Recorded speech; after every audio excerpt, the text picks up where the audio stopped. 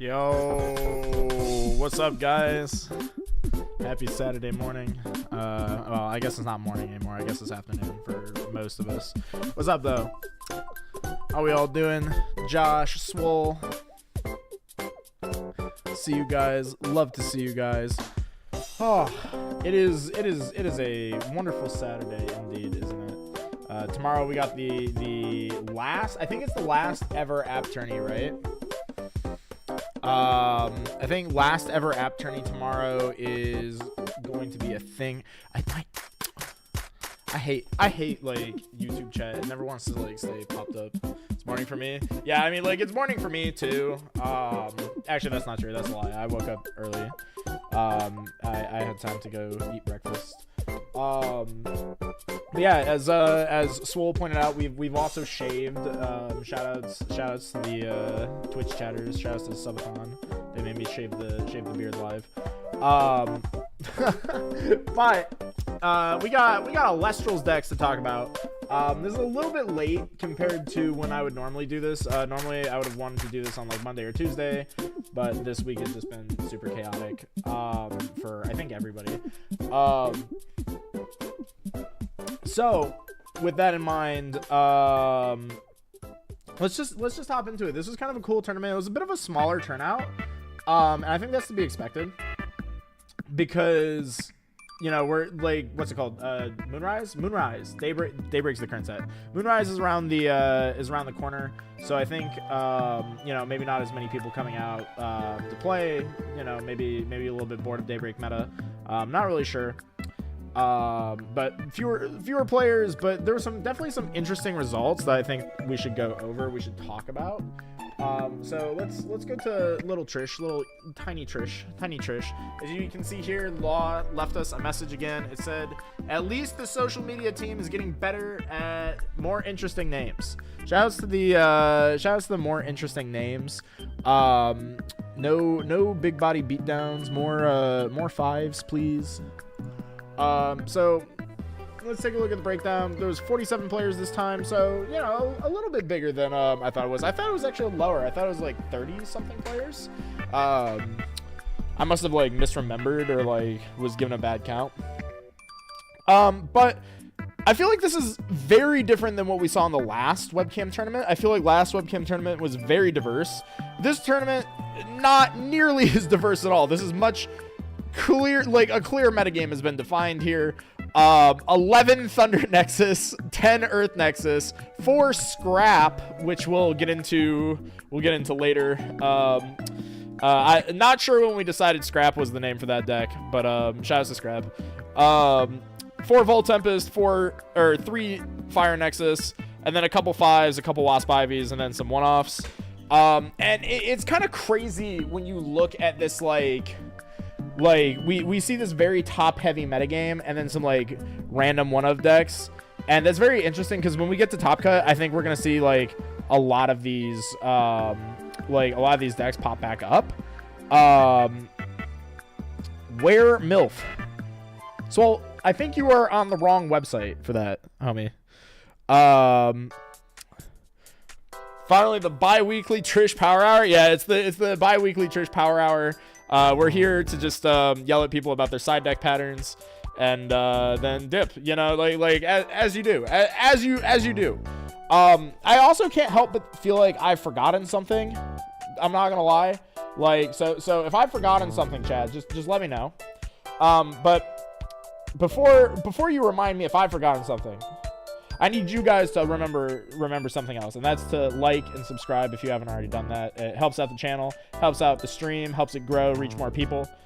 So go do that for sure. We're also only like 3 subs away from 1,000 subscribers on the channel, and I've been told that that's a pretty important milestone for a channel to hit. So if you're not subscribed, if you see the little the subscribe button and you see that it's not subscribed, go ahead and click that, and I will personally cherish you forever. So let's move on. Let's start with our most represented deck of the event, which was Thunder Nexus. No surprise here. This has been the most popular deck in Celestials since frame 1. Literally day 1, this deck, people were like, yeah, I like Zeus. He has no shirt. Why wouldn't I like him? And then that's, you know, we've just been entranced ever since. If you forgot, it's probably not important. You know, you're so right, actually. You forgot your beard? Oh, that's what it is. Yeah, I forgot my personality. That's what it is. I'm like a child now. I don't know about a deck called MILF, but a MILF came second. My girlfriend who's too scared to comment. Yeah, that's awesome. Yeah, shout outs to Jess, by the way. Just showing up, like completely dominating her first ever tournament. And wait, are you saying that your girlfriend like came second in this tournament? Because like I don't know like the whole like who all like was in Top Cut. I know you topped. I know Josh topped. I know Dimax topped. But I think I like tapped out. You guys will see why I like mentally checked out of this one. So a lot of this is gonna be a surprise for me too. So let's start with our weakest performing Thunder deck of Swiss, which was a 2-4 32nd place Thunder Nexus. This looks pretty standard. Just looking at the dude lineup right away. Wait, hold on. No, it doesn't. I'm lying. 3 Edward, 3 Arcolith, triple Arcolith. I got second. SMH. Yeah, no, I don't believe that. I don't believe that. But shout outs to whoever did get second though. Definitely couldn't be Sun. Couldn't be Jess. Wonder why you checked out? Yeah. We'll get to that.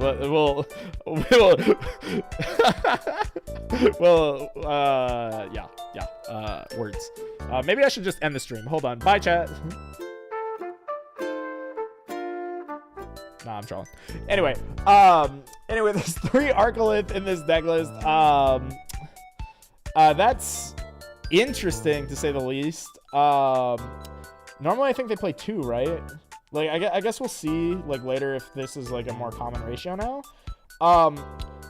But I thought that this looked normal until I realized the boom bats were in the main deck.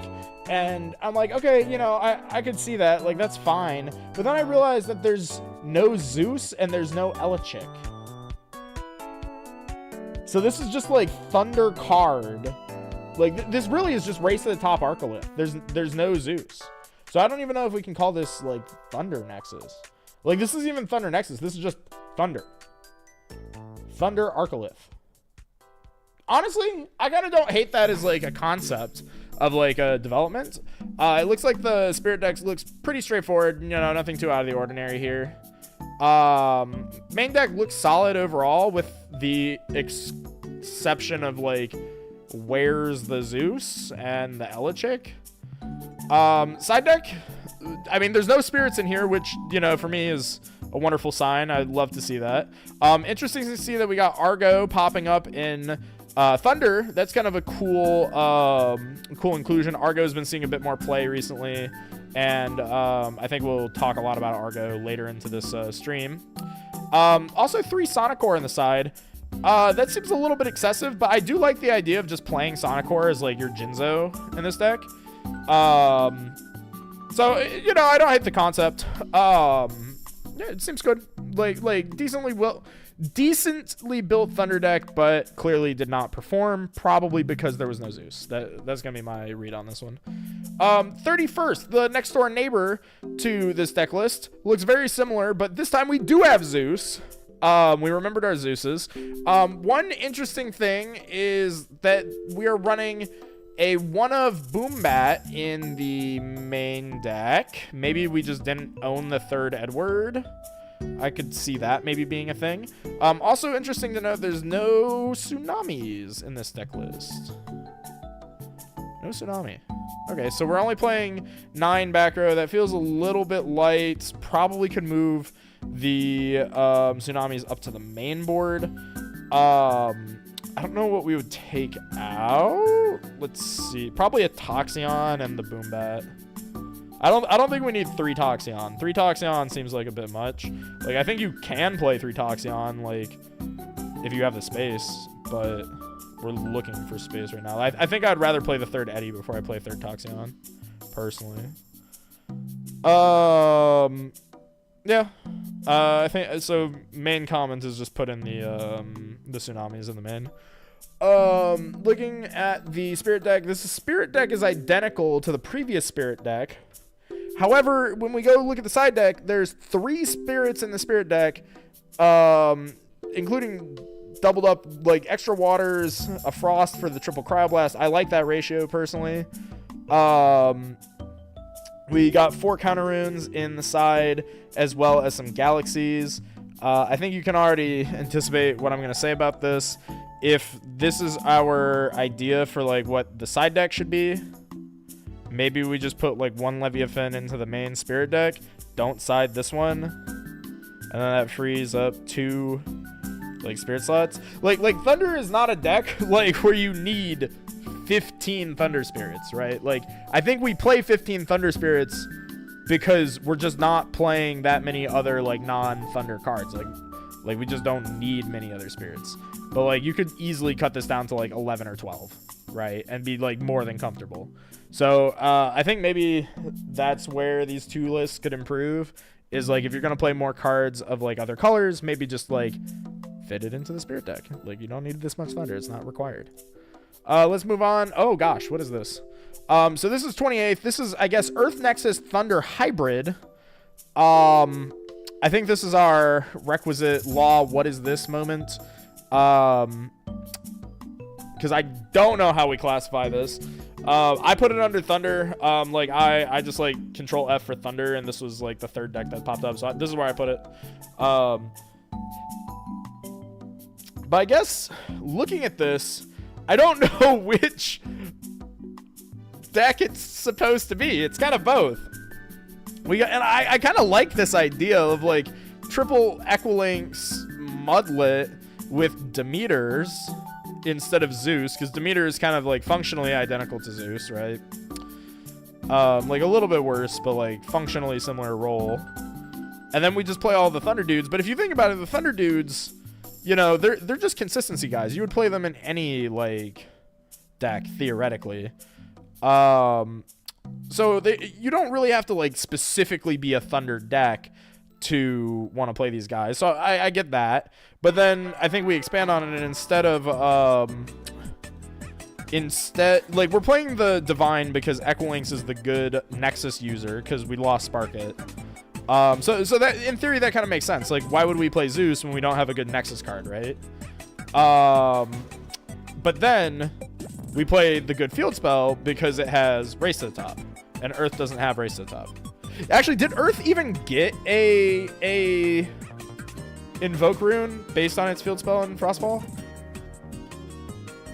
I feel like it didn't, because I know Atlantis got Rise from the Depths, Olympus got Race to the Top, Forge got Stroke the Forge. I feel like there was like one or two others. Josh Neurons activated. No, this is like very Josh coded. You're so right. I kind of like this. Like, I kind of like this concept. Like, this concept seems good. Clearly their day like didn't go that well, but I think they might be cooking. Like, there's maybe something to explore here. Maybe it just needs some refinement. We see the Argo popping up again with the Scythe of Demeter and the Necklace being a common tech that we're seeing. These are kind of the preferred two. So I like that. They're kind of taking the place of Tsunami, it seems like. One maybe thing that we could have changed is because there's no Tsunami in this deck anywhere, and Tsunami is probably the best counter rune in the game, other than like maybe Alter, but that's debatable. Is maybe we could have like sideboarded the Toxion and the Quackle and then put in Tsunamis here so that we can just like protect these guys like more efficiently, because like if these guys stick, like they're all pretty good. Once again, same comment as before with the side deck. We have double Flare Mine for the triple Cryoblast, that's whatever, but then we have like one Race to the Top, one Quackle, double Boombat, one Mudlet, one Verdolith, one Resting, two Shield, and like a random Leviathan, I guess. I don't know why this is here. Like clearly the idea is that you can like misenchant and attack, but like in what matchup would you ever want to misenchant to swing with water where you wouldn't potentially want to do that game one? I don't know why this was like specifically in the side deck. That's weird to me. Yeah, I'm not sure what's going on here. I think the side deck's a bit messy. So that would be my read on this, is that the side patterns just didn't work out for them. Really want to know what the Randy Water Spirit was for? Probably. I think the random Water Spirit, like I'm interested to hear back like about this. I assume it's like, oh, like here's the assumed train of logic that I would be following to come to random Water Spirit inside logic. Oh, no one will be playing Tsunami because Tsunami is bad against water. But water plays Tsunami.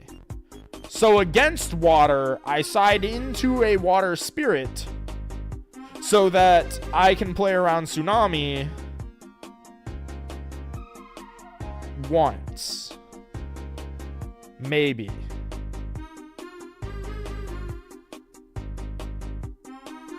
Yeah, I don't know. Maybe. Never occurred to me just how tight Earth Nexus like engine is. Yeah, like that's kind of the thing, is that if you think about it, Earth Nexus as a deck is mostly Thunder cards. Like kind of. Like Astrabbit's Thunder, Elichic's Thunder, these are like core cards for Earth Nexus. So like really the only things that change is which lith you're running, like because these could be like Verdoliths or like another big dude. And then like sometimes Earth Nexus, like it used to play Jolton, doesn't anymore, but like these are just like the Viscera slots, and like I don't even know what these would be. Like I think genuinely you could like take this exact same deck list, cut the last 3 dudes and just put in Visceruses, and like it's even more apparently like a combo of the two. Echo Lynx is just a Thunderstorm with a stat line. Yeah, exactly. And that's what makes like a lot of these Nexus cards so good. So this is kind of like my running theory on why like certain cards are good, is that there's a lot of redundancy in card effect types in Alestrals. So like Echo Lynx, for example, is Thunderstorm, but on a 1-drop. Like it is just Thunderstorm with a stat line that costs less. So why would you ever play Thunderstorm when you could play Echo Lynx instead, right? The only reason why you would ever play Thunderstorm is if your deck literally cannot like fit in an Echo Lynx. And I think what we've been seeing more and more of is Alestrals players experimenting with like, okay, how do we force good cards into decks? Like how do we like put the Echo Lynx into not Earth? Because like I don't want to like specifically have to play Earth just to play Echo Lynx because it's a good card. And I think that is something that's like interesting in the development of like the Alestrals metagames that we've been seeing like over the past few months develop. So let's take a look at 27th. There's another 2/2 Thunder. A little bit more familiar. Pretty standard dude ratios. I feel like something's missing.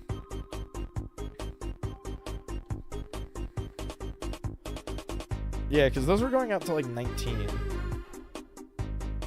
18. I guess these were remaining like boom bats. Yeah, okay, so this seems like a bit more normal. This is probably about right. 17. It's less of, this is a Rin on a body, and more this Celestial does something unique. Yeah, I think Moonrise and Daybreak are doing are doing really well at like shifting the goalposts of like what an Celestial can be. But I think that something that the game still has to grapple with is like a lot of the base set cards have just really good effects. Like they're just really, really good. And I think that that's something that like at some point might have to be addressed, because how do you beat, yeah, I'm going to put Thunderstorm on a 1-drop without just printing another 1-drop that is also Thunderstorm, but more like like an easier to use Echo Lynx, if that makes sense. And that's where like I think I think that's like the question that we're gonna have to grapple with in like the coming months. So this looks like pretty standard Thunder. I'm trying to see if there's like anything weird about it. There's no Tsunami in the main, but there is the Shield in the main, which has been put in the side deck more recently.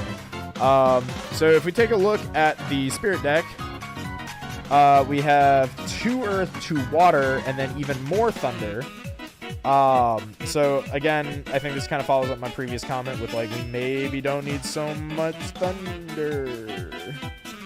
Like, I think we can cut down, because I'm looking at the side deck, and I mean, we have another player that seems to have missed the memo on the 15-card side deck thing, because this is another 12-card side deck, and not only is this a 12-card side deck, it's a 12-card side deck with 4 out of 12 spots being spirits. Music a bit loud. Oh yeah, let me turn that down. Coconut Mall is pretty loud. That makes sense. I think we got jump scared by the Coconut Mall. Is that better, Dimax? Let me know, guys, if that is here. Let me drop it down a little bit more. Or is that now inaudible? Are you blocking a Lunar Spirit? Nope, I'm not. There's, how do I move myself? Nope, there's no Lunar Spirits for the Dense Fog. I was about to comment on that before I got distracted with the music. We're playing, so this is a 12-card side deck to begin with. 4 of these 12 cards are spirits that probably could have just made their way into the main spirit deck just as like damage spirits, frankly, because like there's just so much Thunder in here. And then on top of that, there's Dense Fogs, but there's no Lunar Spirits. And I'm also well, okay, I guess there's Eddie. I was about to say there's also no Tsunami, but the 2 water spirits. So I guess Eddie's take these. Like, I guess. Oh my. I feel like, hey, Skyhawk, what's the over under on us being able to get a public service announcement that the side deck is in fact 15 cards? Miscast Dense Fog to assert dominance. Okay, there is like potentially an argument that like, I'll give them the benefit of the doubt and they're just a genius and they're playing Dense Fog to miscast versus specifically Wasp Ivy, where you're just, or not Wasp Ivy, versus Rhino Sect, and you're trying to like explode your own Alestral so that they can't summon Rhino Sect. Should that be Tsunami? Yes. Am I like forcing an argument on their behalf? Absolutely. So that's what we're going with. So let's take a look at the 25th. This is a 3/3 Thunder. Very high odds. Perfect. Thank you, Skyhawk. I think the community needs to know, because I think they've missed the memo. This happens every event. That's why I love doing these. That's why I love looking over the deck lists. It's like, I feel like we learn a lot, like, genuinely, by looking over these. So another Thunder deck list. I think that this is nearly card for card identical. Yeah, like in the main deck, because I'm like going back and forth between these two. Like, if we just do this, you can see like how little the picture changes. I think the difference is that the one that went 3/3 played 3 altar 2 shield, whereas the one that went 2/2 played 3 shield 2 altar. This player, however, also put in the 3rd Leviathan, and then actually has, it looks actually like a pretty good side deck, I'm not gonna lie. They're also playing the Dense Fogs. I'm not really sure what the Dense Fogs are for, but like, sure. Like, I like Dense Fog. I think it's a good card. So I don't see why not. I think, yeah, I don't see anything wrong with running it, frankly.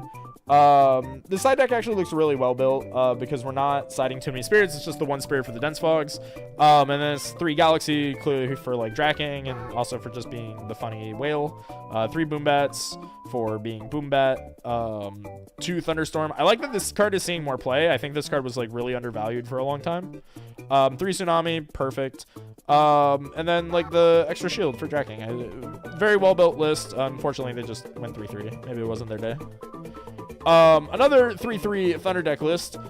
I think this is card for card the same main deck. Wait. No. Hold on. There is a difference. Because this one has 3 Toxion in it. So what's the 1 card difference? The back row lineup's the same. Oh, Laurels is in the side. Okay, so the 1 card difference is the previous list main decked resting on your Laurels. This one main decks an additional copy of Toxion. So I actually think that the previous list is probably better optimized. 2 Toxion seems plenty, because you don't really want to play that card until late game anyway. Spirit deck is the same. Side deck in this list I think is still very, very similar, but like maybe slightly less optimized. But I do like the change to be playing the Cryoblast. I don't love this additional Leviathan, unfortunately, because I think that you know, if you're managing your spirits correctly, you're not going to need 4 Leviathans, especially when this list is playing fewer water cards than the previous one. So this list is playing a total of 8 water cards with 3 Leviathan, and I think that's plenty, because you're not going to have all 3 Galaxy, both Eddies, and triple Tsunami in all at the same time. Like, there's not a matchup that I can conceive of where you would put in all 8 of those cards at the same time. except for maybe versus 5s, maybe, but like even then I just don't think you do that. So like with that in mind, I don't see why we would put in the extra water spirit for the galaxies, and I think if we wanted it, I think we would just fit it into the main spirit deck rather than trying to side it. So I think that's the main comment here. They're not playing their extra shield in the side, so maybe a worse tracking matchup here, but I think the galaxies also help cover that.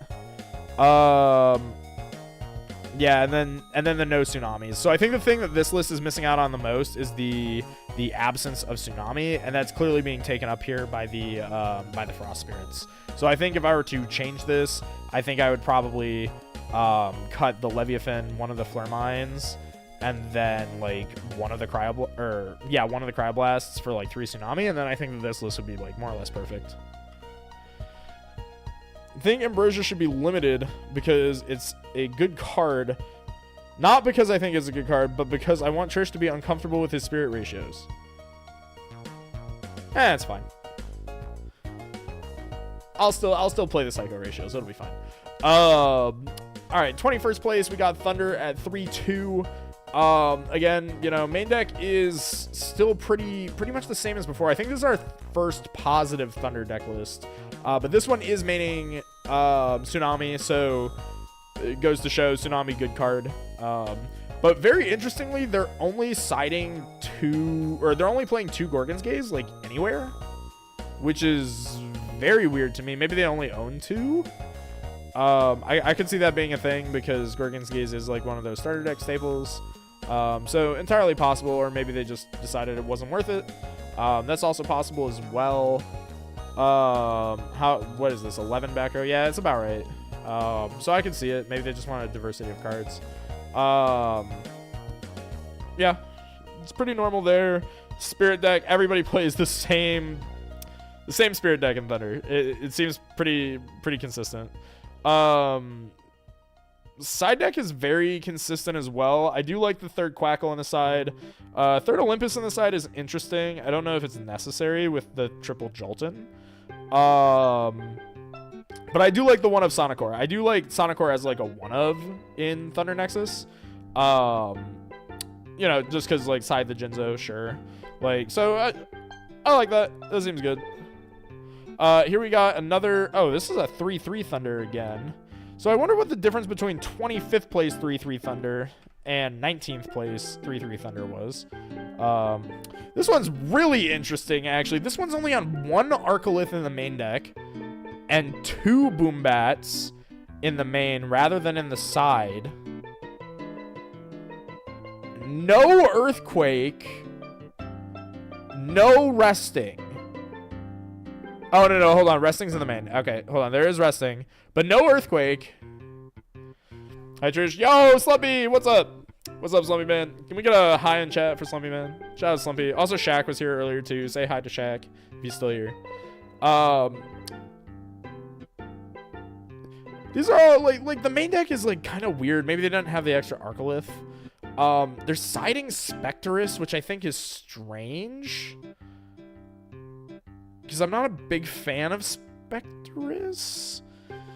But Dimax raises a good point. They're not siding spirits, which I think is a win. But I think the loss here is that we're not siding any spirits, but we're not. Like, there's cards that we could be playing that we're not. And the cards that are in our side deck that are like filling slots that spirits normally are filling are not like better than like the cards we would normally be siding anyway. Like, there's no Earthquake in here, so like why are we playing a third copy of Olympus instead of just like putting in an Earthquake, right? Like, why are there Spectruses here? And like I do appreciate that they did use the theory of like, oh, like I'm siding cards, so like let me put in my side deck card spirits into my main deck. But like 4 useless spirits game 1 doesn't feel great. I don't know. Gayu for winning season 3, hopeful for the best. Go Solar. Yo, Solar best deck. Solar best deck. We're gonna make it shine. 13th. This is our 4-2 Thunder. So this Thunder bubbled out. Let's see. Okay, so this is a standard Spirit deck. Pretty standard main deck. No Tsunami in main, but we do see the Tsunamis inside. Again, I think we're falling into the trap of like feeling like we see 1, 2, 3, 4, 5 water cards in the side. And I think this is like a psychology trap of like, oh, I'm going to play my extra Leviathan, you know, so that I have them for like all these extra water cards. But like these don't come in at the same time.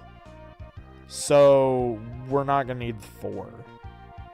Because like realistically, you're either playing 5 water cards for 3 spirits, or you're playing 4 water cards for 3 spirits. Both of those feel like very comfy ratios. So like this 4th one just makes it excessive. And then again, we see the double Flare Mine for triple Cryoblast, which is fine. Like that's the comfy version. But it does limit our options on the amount of cards that we can play on our side.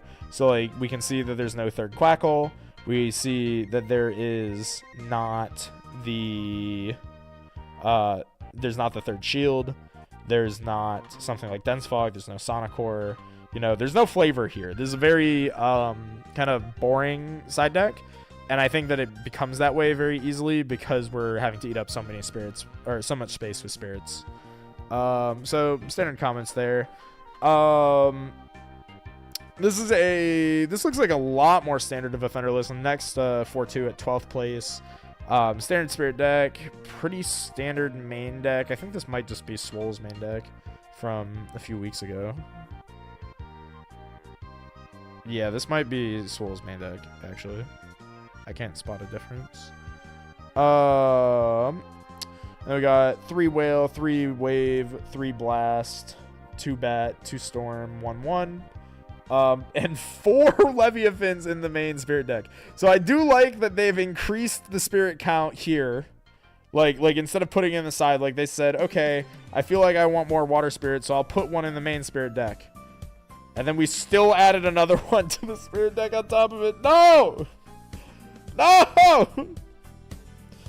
No! Stop it!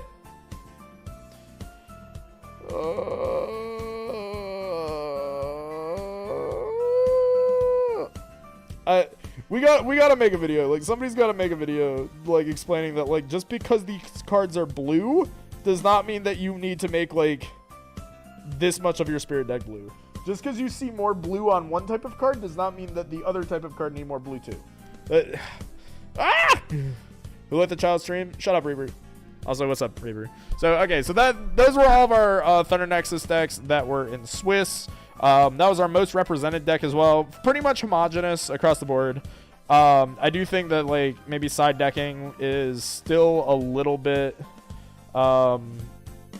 unrefined. I think that as we got to the better performing lists, we saw better and better side decks, which I think is a common trend.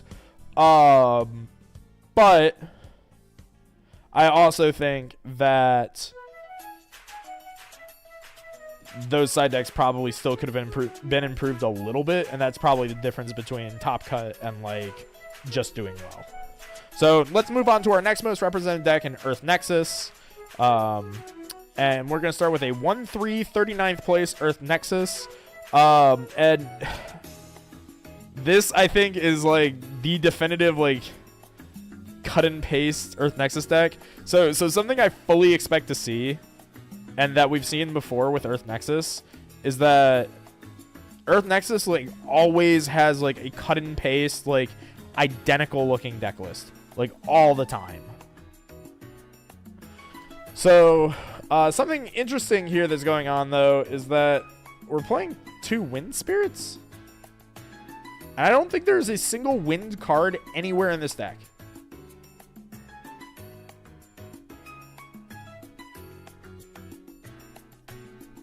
Chat, am I going crazy? Why are there Wind Spirits here?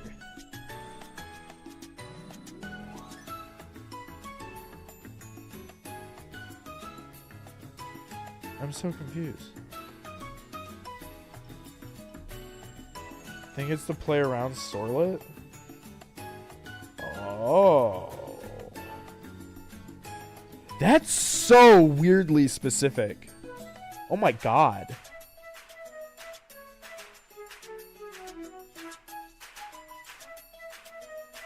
Prepping for Hurricane? Yeah, maybe.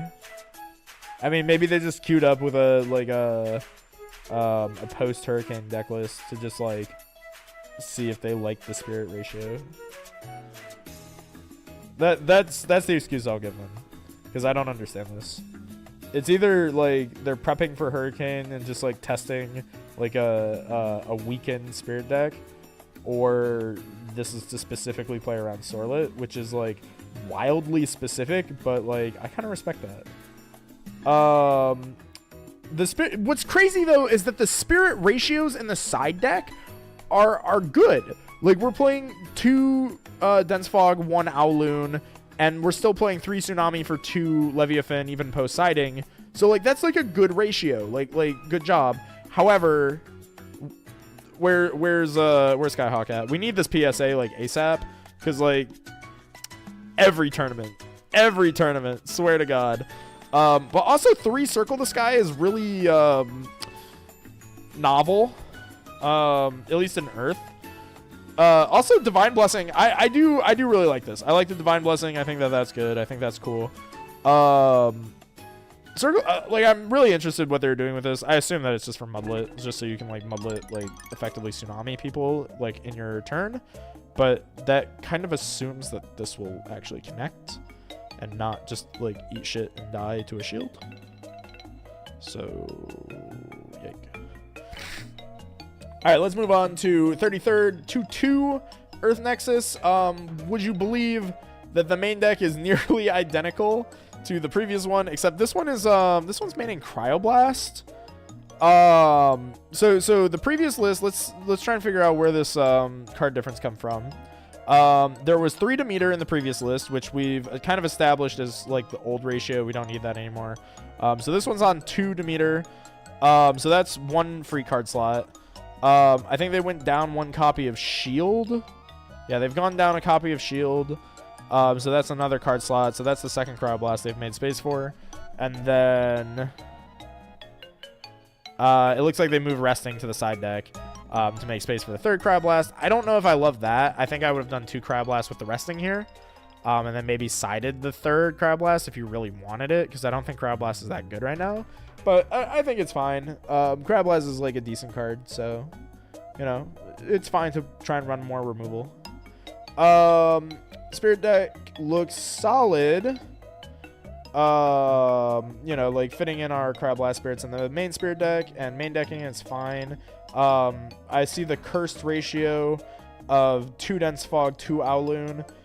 I'm gonna scream. I'm gonna scream. I'm gonna scream. Like. Ah! Stop!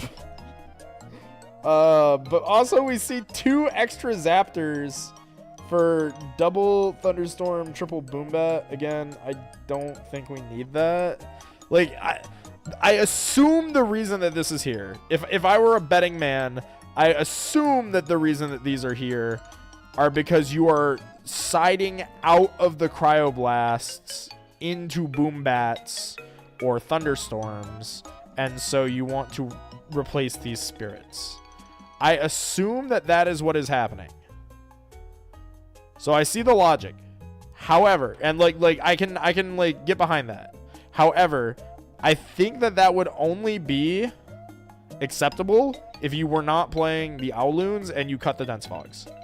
Like if you make that the conceit that you're gonna make, and you're just gonna say, okay, I'm gonna side extra Zaptors so I can just like play good Thunder cards and like these card slots, like post side, sure, love that, acceptable. No, this is a no. Also the Chrysbore tech coming back up, cool tech, I like this. Yeah, let's move on to 3-3. 26th place, Earth Nexus. Would you believe the main deck is nearly identical once again to every other Earth Nexus? I love that Earth Nexus's identity in my head has like slowly become the copy paste deck.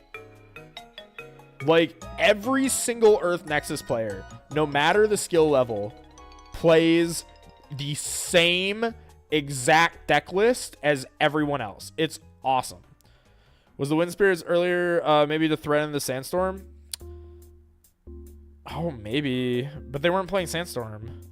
I don't think anybody would play around Sandstorm because I don't think Sandstorm's that good. I think that's going. Like, I think Dimax had like maybe the like most reasonable conclusion, which is playing around Sorlet. Like maybe they were a new player and like their friend had like summoned Sorlet against them, and like Sorlet is like very commonly like every Elestrals player's like day one like #1 enemy, because that is like the starter deck terror card. So I think that's probably like a reasonable like train of logic to follow. Yeah. This list is a good list. Hold on, because we see that they have main boarded their side deck spirits. Thank you. So we've optimized space in the side deck. Looks like we're playing Galaxies for the Draking matchup. We're playing the extra shields. One shield in the main is really interesting. I think that I don't know if we needed the one shield in main. Maybe we could have like switched that with a Tsunami, and then like done 2 shield in main, 2 Tsunami, and then 1/1 in the side. Just for like a better balance. But you know what? I get it too if they value Tsunami more heavily. What's really funny is I think that this list actually is a case of we should probably be on one more water spirit. Like normally I'm saying we should not have extra spirits. Like normally I'm in camp like no more extra spirits. I think that this is a case of we should have cut this third Moss Station from the side deck to play a Leviathan for the Galaxies. That's so funny. That's like so funny. But okay, sure. I have awful news. I'm playing Arcolith in my Earth Nexus deck. No copy paste from me. Oh, I see. I have awful news. Yeah, unfortunately, awful news. Arcolith is not that spicy. But it is not the standard copy paste. It's still like somewhat copy paste, but it's not like standard copy paste. This is actually not standard copy paste either. This is our 18th place 3/3 Earth Nexus. This one's main decking Boombat. That's like genuinely different. Also, the 26 was main decking Rummagem, which I think has been cut from a lot of lists. But I like the Rummagems. I think that those are good. They're just a little slow.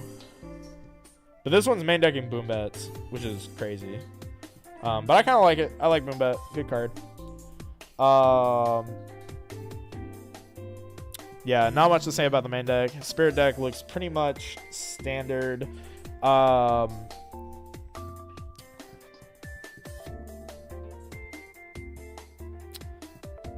Side deck looks fine.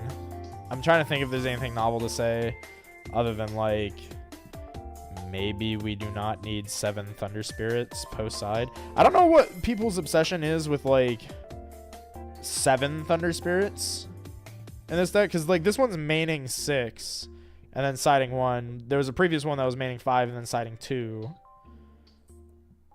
I don't think that, like, I think that there must be like some like because like multiple people are coming to the same like math split on like how the spirit ratio should be divided, but I think that the answers that they're all consistently coming to is the wrong answers. So I wonder if there's like a formula or something that people are using and like it's just like a bad formula. Maybe like I could see that in my head.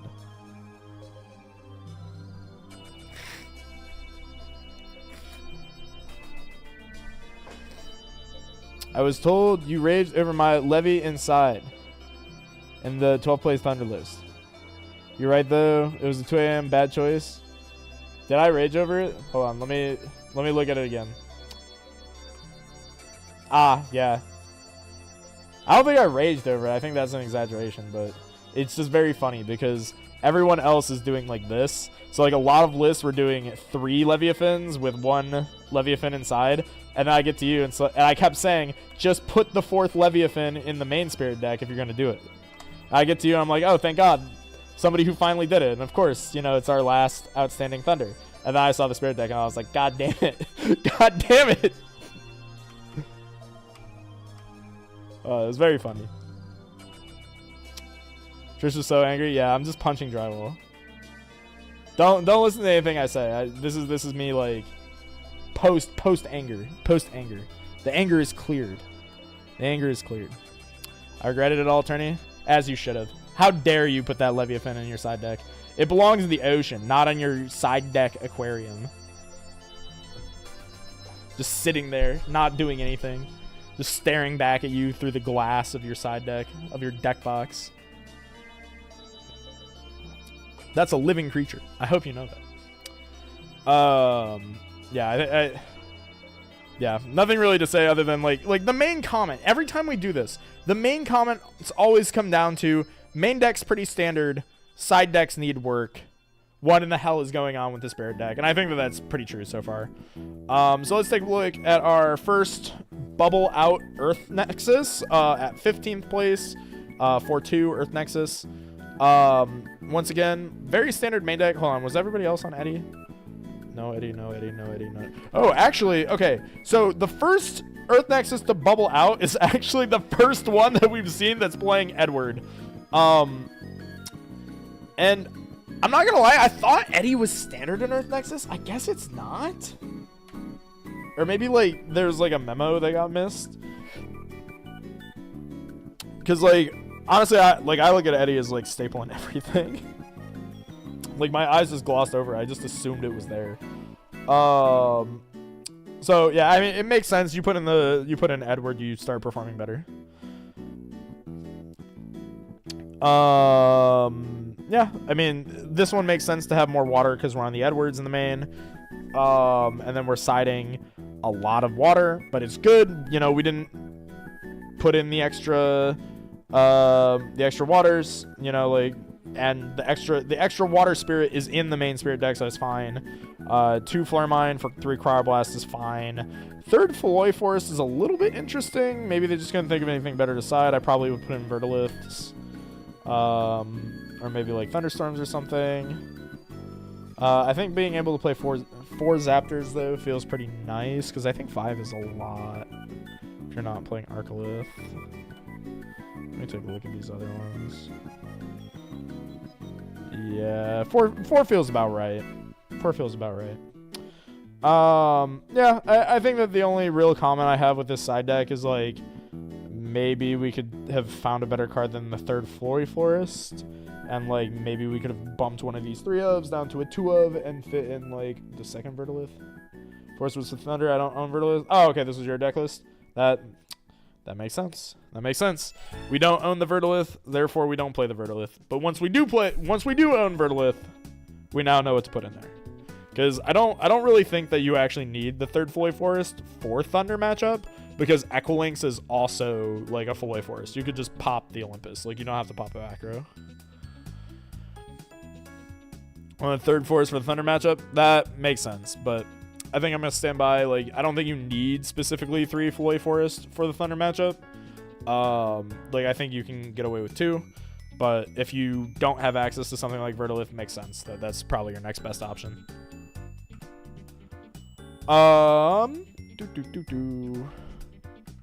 Okay, so this is the 11th place, the next Bubble Out Earth Nexus. We hate Vertilith here. Yeah, we hate Vertilith. We hate the time rules. Actually, we do hate the time rules.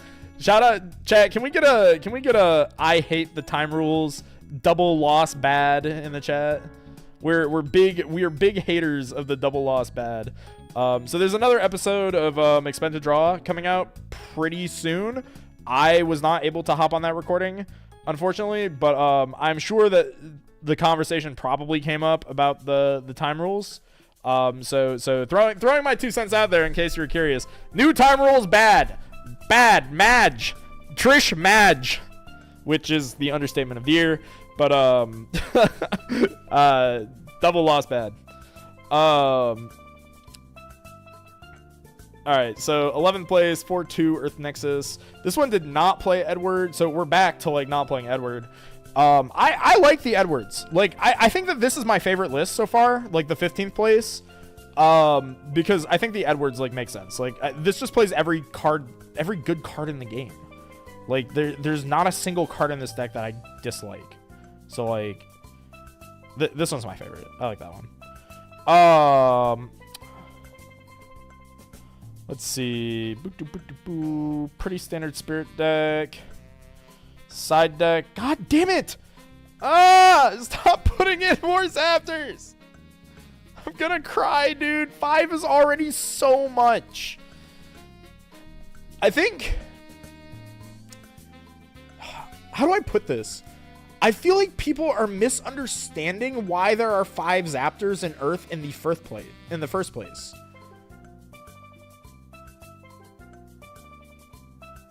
Like, the 5 Zaptors in Earth are for the Elichics and the Rabbits, right? That's about 3 Thunders worth in the main deck. And then you're already putting in the extra 2 Zaptors that you would side for the Boombats, Thunderstorms, whatever. And then there's another 2 Zaptors in there.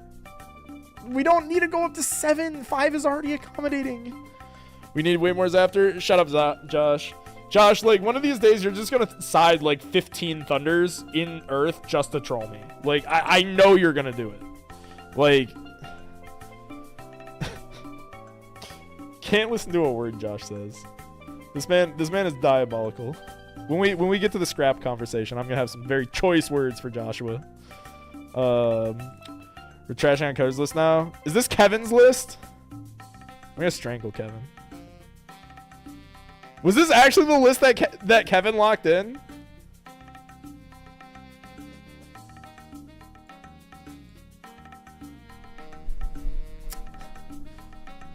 This would also make sense because the night before the tournament, he was in the testing call, and he was like, "Yeah, I'm just gonna play Earth," and he went to bed.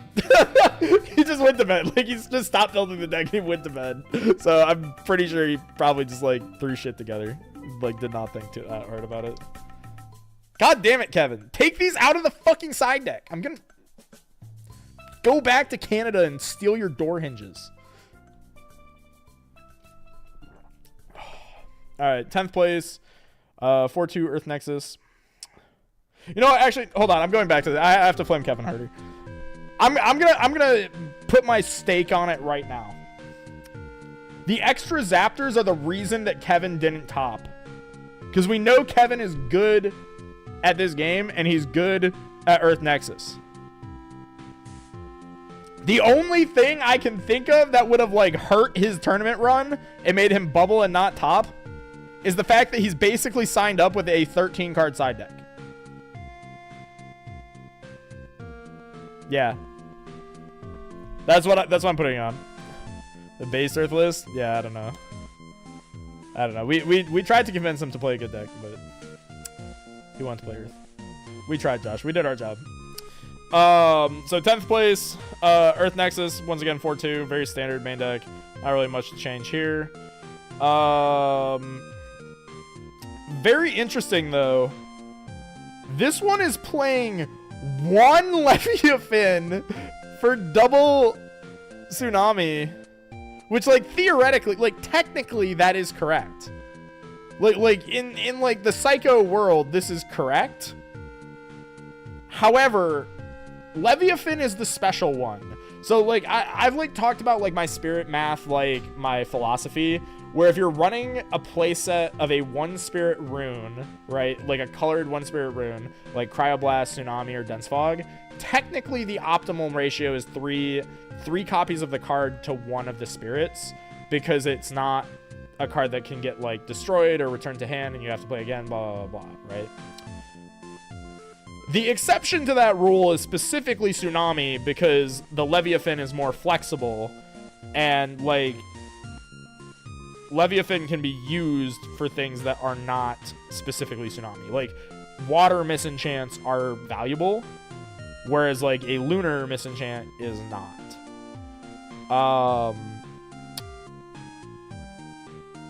So I'm just gonna throw that out there.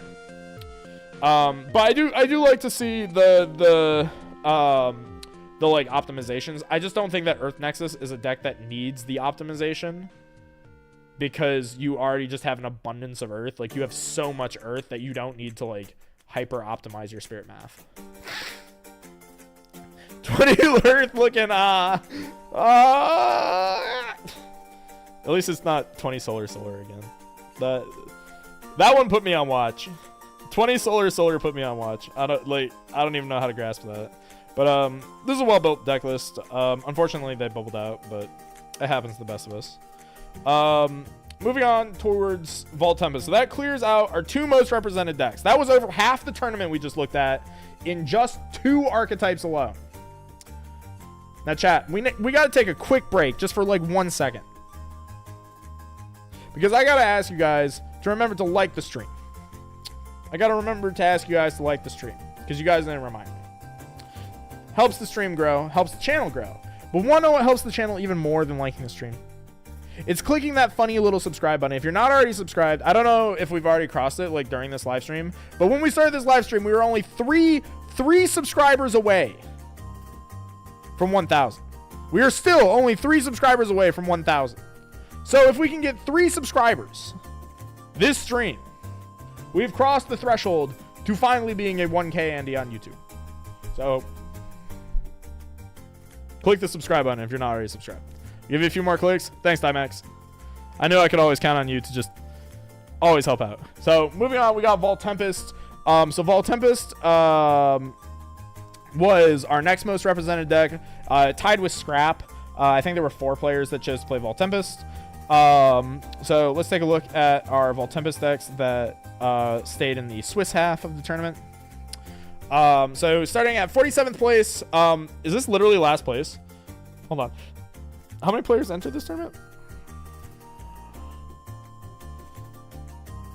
47th. Yeah, so literally last place. The worst performing deck in the entire tournament, Vault Tempest, 0-2 drop. Let's start off. We got 1 Arcolith. Fair enough. 1 Arcolith, 3 Rabbit, 2 Elichick, 2 Grafuse, 3 Toxion, 1 Vault Tempest. Ooh. Well, no, I guess that's like okay, because Grafuse becomes Vault Tempest, so that's kind of like 3 Vault Tempests. Sure. 2 and then we have like a wind package. So like we have a thunder package and a wind package in here. So 2 Exaltair, 1 P-Gust, 1 Sortlet, 3 Toxion. So it looks like this is like Wind, Thunder, Burn featuring Vault Tempest. And like 1 Arcolith just in case. And then like 4 Divine Runes. Nectar of the Gods. So if you haven't heard my like thoughts on Nectar of the Gods, Nectar of the Gods, I'm of the mind of, is not actually a very good card. For the simple fact that like every deck inherently has Nectar of the Gods. So like when you draw for turn, you draw 1 card, and then you can just expend to draw. Like if you need the draws, you can just expend to draw. That gives you a 2nd card. So you can just like at will dig 2 cards into your deck. And I know that that's like not precisely the same thing as a Nectar of the Gods, but like it's functionally similar enough in my mind to where like over the course of a game, you don't need to be playing Nectar of the Gods, unless you like specifically need to just like dump spirits into your grave. So I think that like that might be a card availability thing, or maybe a me like to draw cards thing. But I don't think it's necessary for the deck. What's interesting about this deck list is there's a lot of like burn cards in here, but there's not a lot of consistency cards. Like we only have 5 starters in already kind of like an inconsistent deck, which is probably why this deck did not succeed. That would be my like my logic on it. The spirit deck is confusing, to say the least. There's 2 water, 10 wind, 9 thunder, and an Owloon. I'm covering it up, but there's 1 Owloon in this deck list. And I'm inclined to say the Owloon is goofy. However, I think that they were actually cooking with that, because I think the idea is that when you go for Griffuse, you Griffuse, and Griffuse will already have the proper materials because it's a 2-drop that Nexus is 1 off of Zeus. So it'll have the proper materials for Volt Tempest, and then you can just put the 1 spirit, like the 1 Owloon under Volt Tempest, and then Volt Tempest just can't get dense fogged, and then you just have like an unbeatable Volt Tempest, and then you just win. So I actually really like that. I think that that's really smart and good. Where I'm really confused though is I feel like this deck wants to be on more thunder than wind. So I don't know why we're playing so much wind.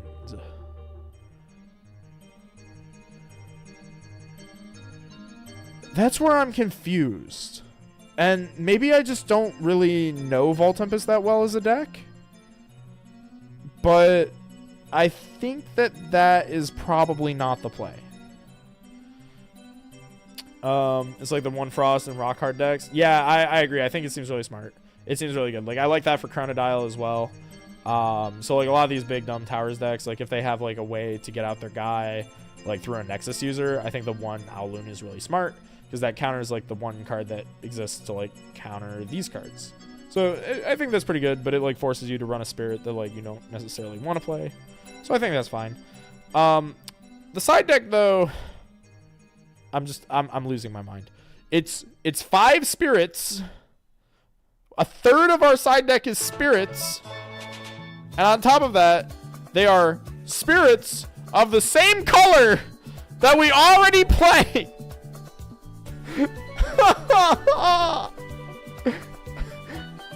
Why do we need more? I'm losing my mind. I can't handle this.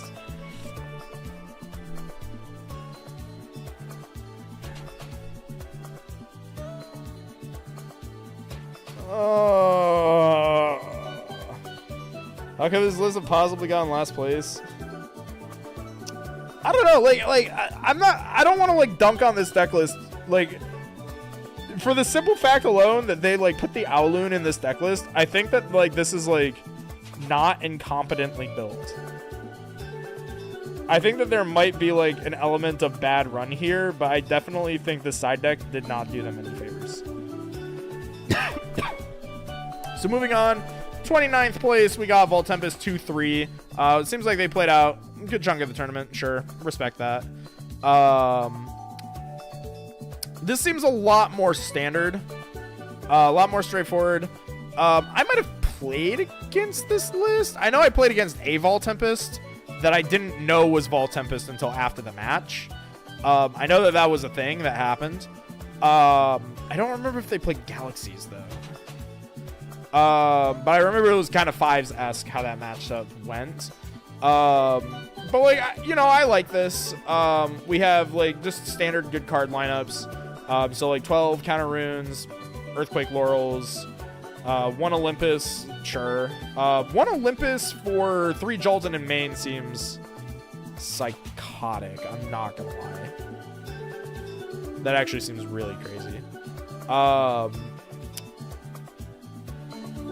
But like they are siding the second one, but like I would just side like I don't know. I feel like that was me. This is on my list. Fair. Okay, thank you for the clarification. So this was not the list that I played against, but similar vibes. I'm like trying to like evaluate this because like I do like the 3 Griffuse and the 1 Volt Tempest, but like if you followed the lore of like the philosophy on Celestial counts that at least I've been preaching, I think it's pretty well known in the community too, is that you can't count Ascensions as guys. So it looks like we're playing 19 guys in this deck. We're really only playing 15 because 4 of those guys are Ascensions. So this feels a little bit light on guys. I probably would have wanted to put this up to 21 Alestrals. So I'm trying to think of like what we would have done differently. I think we would have had to cut the Mount Olympus, switch Jolton for a different Alestral, and then like take out 1 Tsunami and put in like maybe 2 Edwards into the main, or like maybe 2 Quackles into the main. Or like we could take out like 1 Zeus, maybe like 1 Zeus, 1 Tsunami, keep the Joltons, and then like put in 2 Quackles in the main maybe. And then that way you have like a better dude count. Because I think the issue here that this deck list is probably going to face is going to be that like they're not going to have dudes on the board. The other thing too is that like we're playing the Galaxy line, but we're not playing Foamy. And if you haven't seen that like tech before in Vault Tempest, the idea is that Foamy is basically Mystic Tomato for any color, because you just summon out a Moss Station or like a Must Station or a Galaxy of your preferred color, and then you ascend into whatever you're trying to ascend to. So the Galaxies without the Foamies feel a little bit awkward. I would probably run 2 Foamy. I think that's my thought. Looking at the side deck doesn't seem too bad. I would probably swap the PTAs with the shields. But this seems fine. I think, like, I can't really analyze the side deck too much without, like, reanalyzing the main deck. And I think I've already given my analysis of the main deck. So I think this side deck could just kind of be whatever. Yeah, I think it's fine. Also, now that we're now 2 more Vault Tempest deck lists lit deep. Going back to this, the first. Hold on, I'm sorry. Did I see Drake? I'm sorry. I totally skipped over a Vault Tempest deck somehow. A 1/4 Vault Tempest. I don't know how I skipped over this. What in the fuck is happening here? Hold, please. How did I skip over this?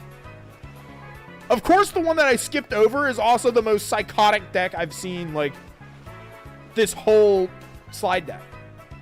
Is that Draco Doodle?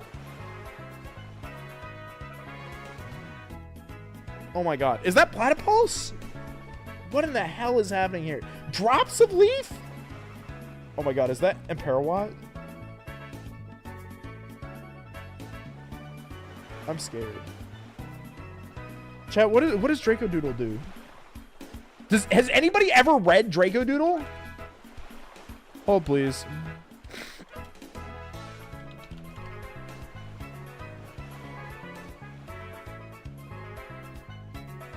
Hold on.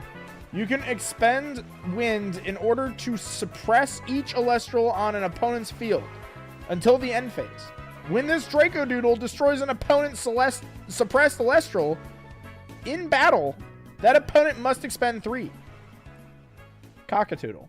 When you cast this Cockatoodle, you can target an opponent's Alestral. That Alestral is suppressed as long as this Cockatoodle is enchanted.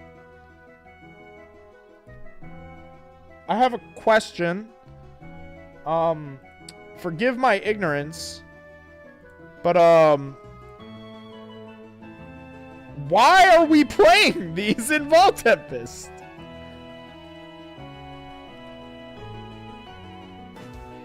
This has to be like some type of a meme deck. This is like bird deck. This isn't Vault Tempest. This is bird. We got Elichick, Draco Doodle, Vault Tempest, Quackle's a bird. Let's count the number of birds in this deck. 1, 2, 3, 4, 5, 6, 7, 8, 9, 10, 11, 12, 13, 14, 15, 16, 17, 18, 19. Do we count? Does Sonicore count as a bird? Does Platypulse count as a bird? This is just bird up. I understand he is cooking. I cannot possibly fathom who he is trying to feed.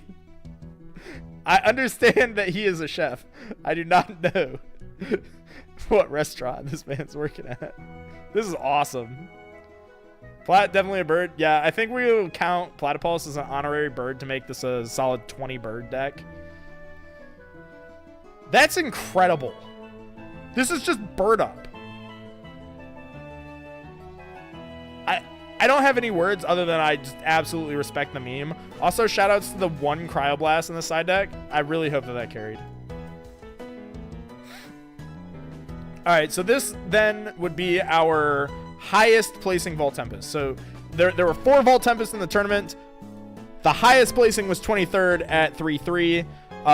So I think that this is the one that I lost to then, because that one definitely did play foamy. What was this deck's record? The bird up was 1-4.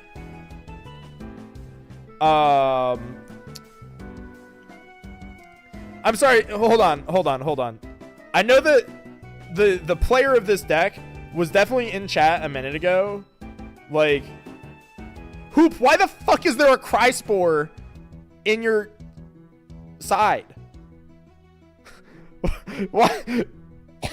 We can't even properly enchant it. There's not 2 Licorice. Why is there a Cry Spore?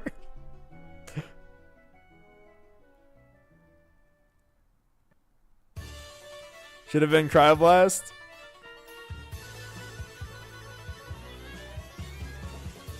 I'm so...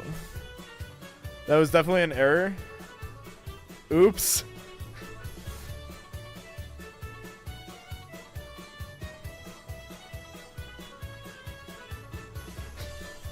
Trish never sees the vision. Bro, I'm blind. Like, I'm getting stabbed. Like, my eyes are getting stabbed out. That was definitely an error. Oops. Like, was this an error on the deck builder, or like, or did you actually sleeve up a Crysboard or Chrysor or whatever it's called? The pig. Like, can you please confirm whether or not the funny pig was in your actual physical deck? Because if it is, that was awesome. That's awesome.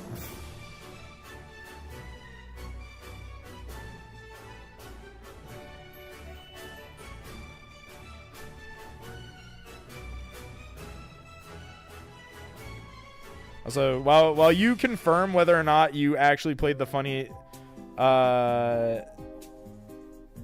pig, I'm changing the music. No, it was not. Understood. So you played 1 Cryoblast. There wasn't a funny pig. There was 1 Cryoblast in here.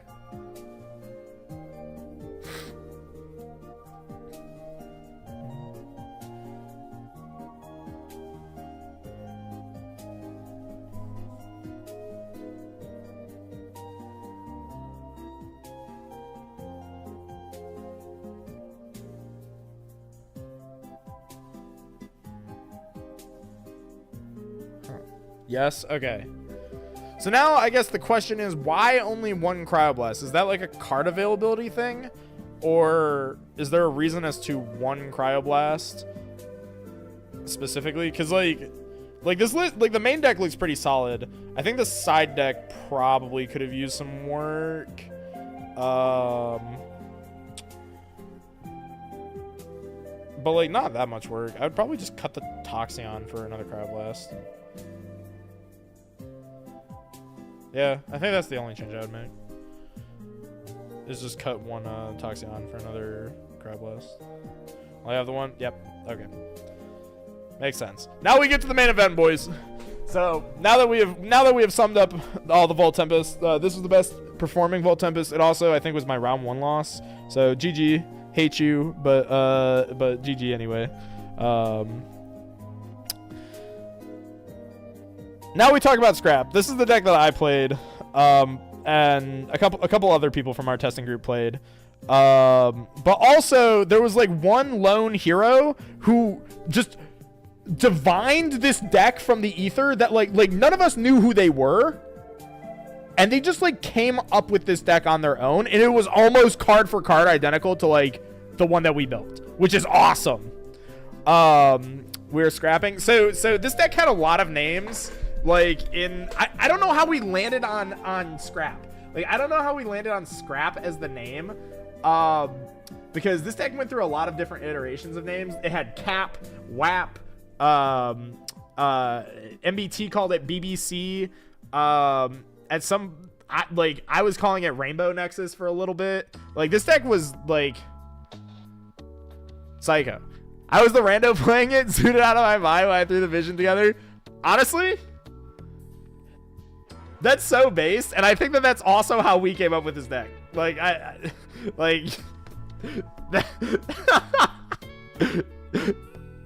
same method, same result. It's like science.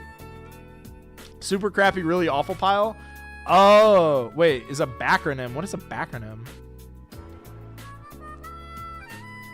Super crappy, really awful pile. Is that what we're going with?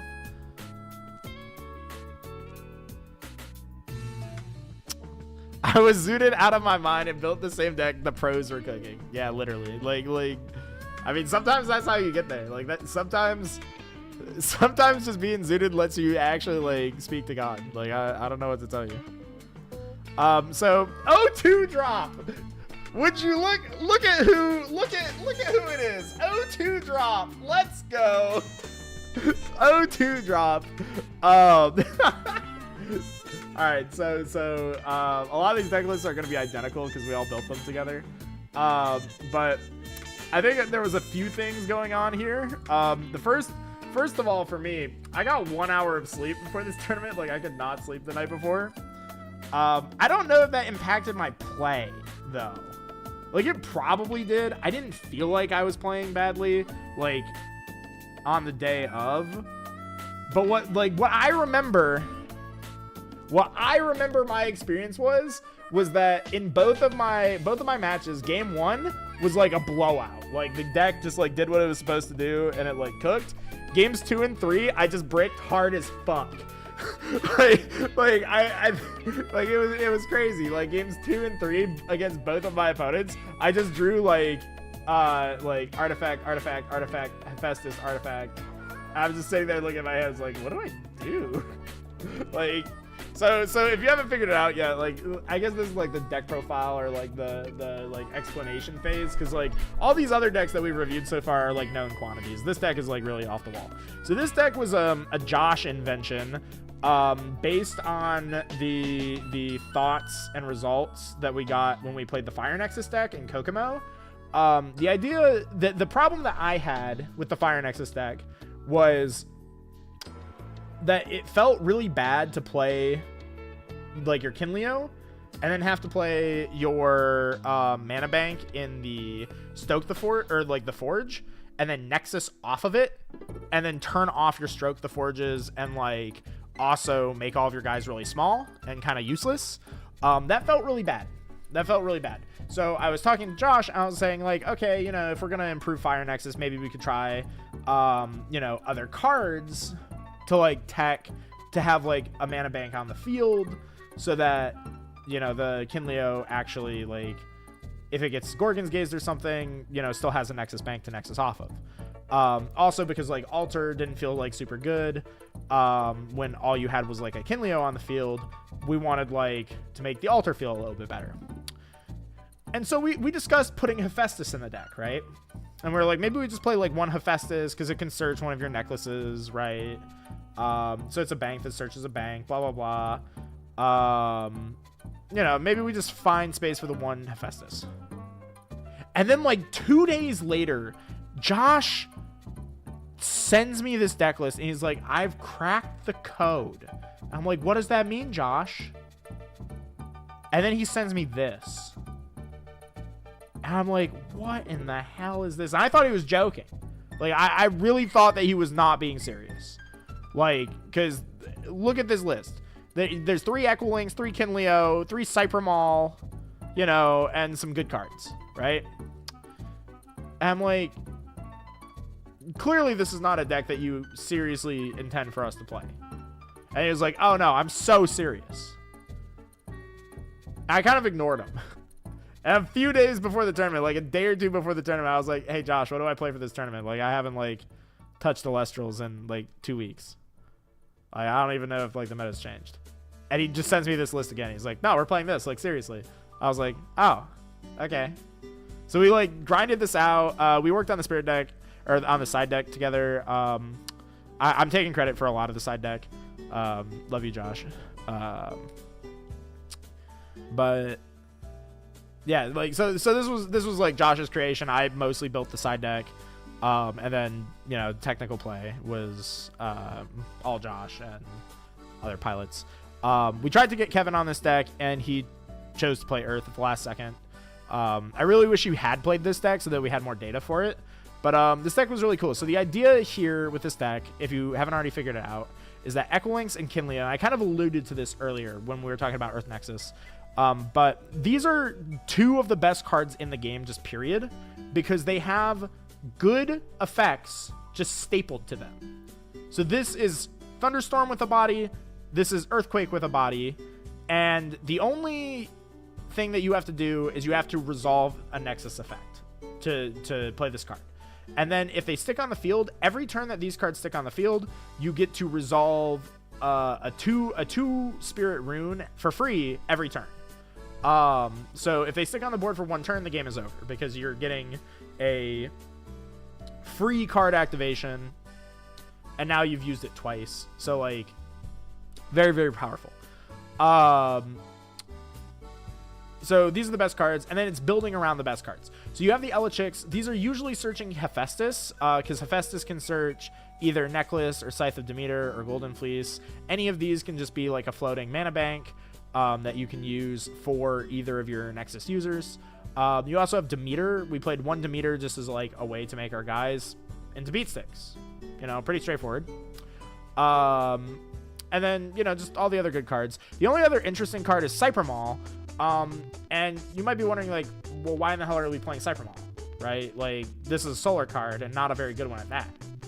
But the idea here is that you actually don't have to properly enchant Golden Fleece for Cypermaul. This is very weird. Like, Cypermaul is a card that most other cards that have effects similar to Cypermaul, where you get to cheat a card out of, like, your deck or cheat it out of your hand or something, typically require you to properly enchant those cards.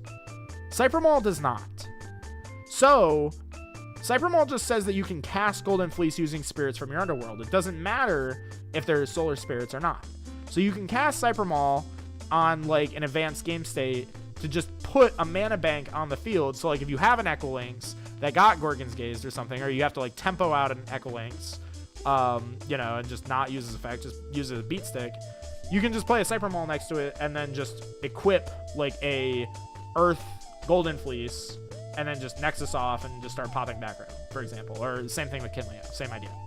But you play 3 solar spirits and then you just expend the first 2 solar spirits so that Cypermaul can also just be like an unkillable 4 attacker. So kind of like a big pile of little mini synergies, synergizing both with like the Nexus effects, good cards like the toolbox stuff, Argo.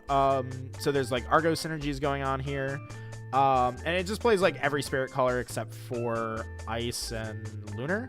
And then the side deck was mostly well put together. We put in the small Tugas at the last second. I don't think Josh ever sided him in. I don't think I ever sided him in. I don't know if K-Cray sided him in. Spoilers, I guess, for who our third pilot was. But those were the ideas. So like going over the side deck, like this is obviously for Dracking. This was literally for friendly fire. Small Tuga was literally just for friendly fire if we played each other. So that I don't remember what we were siding out, but the idea was that you just wanted the Kinleo in the rematch. The Boom Bats, you know, they're just Boom Bats. It's for random decks. Heliolith was for Argo decks, like the like Galaxy Scythe of Demeter deck that was popular in the last app tournament. In case that was popular again, we played the Helioliths. We played Guardian of the Fleece, and I think we were trying to just force this card to resolve. I think it only was supposed to come in against Thunder Nexus, and I don't think any of us resolved it. I don't think this card ever came up. Laurels had to go into the side. The 2 PTA, 1 shield. Previously, the side deck, before we put in the small Tugas, was 3 Galaxy, 3 PTA. That was probably a better side deck, frankly. But yeah, so that's like the deck profile. That's like the idea. Obviously I did the worst, but I think I just had like bad runs. I was just drawing really badly. Like my hands were literally just like 5 artifacts, and I was just sitting there and it's like, oh, I do nothing. So I probably just didn't shuffle well enough. Oopsie. So let's go to the next. This is our one other scrap deck that did not come from our testing group. This was the Ryle list, the archetypes. So from what I understand, the theory here was I like cats, so let's play a deck with cats in it. So we play all the good cats, and Kinleo and Eklings are both cats, funnily enough. It looks like they were playing the galaxies, so similar to the toolbox.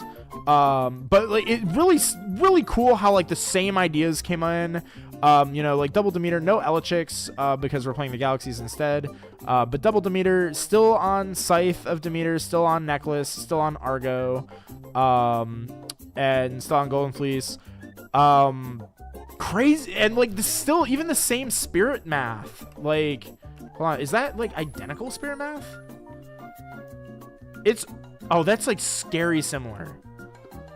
3 solar, 3 Leviathan, 2 Zaptor, and then an additional 2 additional Earth and 1 less fire.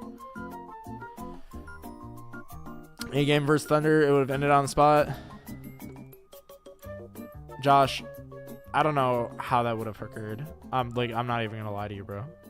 Like, I feel like you can only activate Jardian if they have exactly race to the top. But yeah, this is a really cool take on it. I think that there might be some ideas that, like, if we continue playing this list, maybe we'll steal. I think the Viseruses are really solid. But yeah, like, shout out to Ryle for, you know, the jump scare. Like, the whole group chat was like exploding. It's like, who leaked the deck, what's going on? Like, very, very, very funny. That, like, this was the highlight, at least for me. This was the highlight of the tournament, was seeing somebody else on this deck. I really like what's going on the side too. Like, good spirit math ratios of 2, 2, 1, 1. Love that. Looks like we're siding into a bit of an earth deck with Feloys, Mudlets, Vertilith. We have Lavalith here, which is really cool. We can naturally play that. And then same idea, shields and laurels on the side. So I mean, crazy how like independent groups can come to the same conclusions. Really, really cool. And then looking at the other deck lists, they're all the same. This was K-Cray. She got, so honorable mentions to K-Cray. Like, she was getting destroyed in testing. Like, I think she was like 0-15 in testing, like, with this deck. Like, she was like really doomering on this deck, and we basically just told her, like, no, just try it. Like, you'll have fun. And you know, if you get bodied in testing, it means you're going to do well in tournament. Unfortunately, she was literally 1 place off of topping. So huge shout outs to K-Cray. She did great. And proved that it wasn't the deck. So like the deck did well. Just K. Moving on to Fire Nexus. This was our next big archetype. I think it might be the last archetype before we just get on to the random other decks. There are 3 Fire Nexuses that people played. So coming in at 37th, we had 1-3 Fire Nexus. Let's take a look at this. This looks very similar to the list that I played at Kokomo. Very, very, very similar ratios. But we do have the 2 Ash Rabbit, which was something I did want to change from that list. So good improvement there. 2, 2, 4. I think this is more or less the same spirit deck that we played before. Can I match and switch too? Oh my god. Wait, Josh, did you side in the small Tugas against K, or did you just, like, YOLO it? K was fun to face. K's awesome. Huge fan. Yeah, I think that this is, like, a pretty well-built fire. I think the side deck probably needed help. There's no galaxies in here, which makes the Draking matchup weaker. I'm I'm trying to remember what our list was. Divine Blessing is interesting. I think me and Josh talked about putting this in at one point. So I see the vision there. The Eruptions I don't think are super good. Chains is awful. I know that from like experience that this card's awful. And I would extend that probably to Helios Chariot Ride as well. So these probably could have just been Galaxies or like some other like offensive card, but otherwise pretty solid. Unfortunately 1-3 fire moment. But that was our lowest fire. Our next fire comes in at 24-3-3. Huge jump. So like fire was kind of the deck that everybody was saying was like not very good, like has no teeth, like kind of bad deck. And then so like you see 1-3 and you're like, oh, okay, you know, well built fire 1-3, and then bam, second fire deck 3-3 immediately, immediate difference. So fire is showing that it does have some teeth, even if that's not like a top performing deck, still a decent performance. Looks pretty straightforward. I like that they cut down on the altar because I did not like altar in this deck at all. I felt like altar was the worst card in this deck. We do see no Ash Rabbit in this list, instead opting for the small Tugas, which I don't think I was running in the previous list. So I do like this change because this gives us 8 starters, which is the amount that I like. So this feels really good to me. I like this. Side deck is interesting. There's Lumaru in the side, so kind of like pivoting into 5s post side, which I don't really hate, but I don't know if it's necessary. But I do like the Galaxies to combo with the small Tuga, so I really like that change. I think really my only comment, question, concern here is like why the Lumarus for the 5s package. I think that maybe these could have been something a little bit more productive, like maybe like matchup hate. I'm trying to think of what matchup they're not covering right now. I think there's a lot of room to like figure out the side deck in fire, because I know that like this was really similar to the side deck I played, and I know that like I sided like 3 cards out of that side deck. This side deck feels equally similar. I think that there's a lot of room to like experiment, so you know, I don't hate it. But maybe it's not Lumaru, but I think we still have to find like what we want to do post side with fire. And maybe this is the solution, because this is 14th place. This is a bubble out Fire Nexus. So once again, deck looks very similar to the one that I played in Kokomo. Interesting that there's only 1 Stroke the Forge though. Not really a huge fan of 3-1. I think 2-2 is for sure better. Like for sure, because the whole idea is that you want to like Stroke the Forge. Like Rumma Cole is hoping to be Rumma Gem, not Jolton. So I think 2-2 is probably the better ratio there, but like everything else seems really solid. Like that's a really solid lineup of guys in the main. I like what's going on in the side deck. No real complaints, questions here. Helios is interesting, but when it's paired with Blazerus, that's actually really cool. I like that a lot. I also like the idea of just playing the 1 Blazerus and not trying to do anything crazy. Because like, you know, personally, I would be inclined to play like 1 Exalt Flare as well, because you can search it with Stroke the Forge, and then you Exalt Flare combo them into the sun. But just being able to drop the Blazerus and just like swing at people doesn't seem bad. Like I like that as a tech, and maybe this is like what we're angling at for fire in the side, and I think that could be like an interesting role for this deck to fill.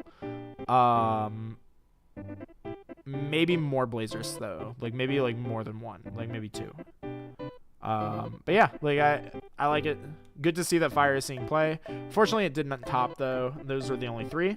So before we move into the other category, I need to remind you guys once again to drop a like on the stream, drop a sub if you are not already subscribed. I'm going to refresh and see we are now 2 away from 1,000 on the channel. Shout outs to whoever subscribed. Please remember to do that. It does help us out a lot if you haven't already done that. I will love you forever. Law will love you forever as well, and so will Sunny and MBT. So if you want our love, please do the thing. So let's take a look at other. So in here, these aren't all like one-offs, but like this was all like two or fewer people who signed up with the deck, like total. So we're just gonna kind of go through this. 45th place, we got an 03 Wasp Ivy. Poor Wasp Ivy. Really interesting here. Are those solars? Oh, solars for Heliolith. Okay. And Golden Fleece. I can get behind that. Do the thing. Yo, what's up, Wirtz? Yo, can we get a high Wirtz in chat? Shout out to Wirtz. Wirtz is my goat. Love Wirtz.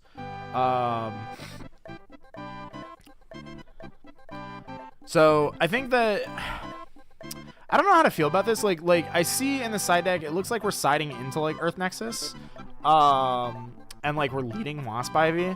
I don't know how I feel about that in like a constructed tournament setting. Like maybe in something like Alestria, that's cool. Because like I think Jess or Josh might have done that in like one of their week 1 matches.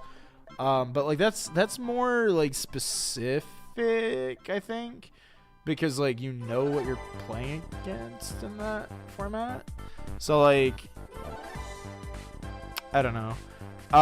Also no Tsunami here is probably unfortunate. So I think we probably could have made spaces for Tsunamis. I do like the idea of running the Heliolith because like ideally we're sitting on like Argo stuff. But the problem with this in my mind is that you're Argoing for Poison Tunic more often than you are for like Demeter or Golden Fleece, and then this is gonna fall off because they're gonna like crash their guy and die. So I think, yeah, I don't know. I think that there's some stuff that they could have changed, at least in the build of Wasp Ivy. I think the problem Wasp Ivy has, though, is just that it's not Earth Nexus.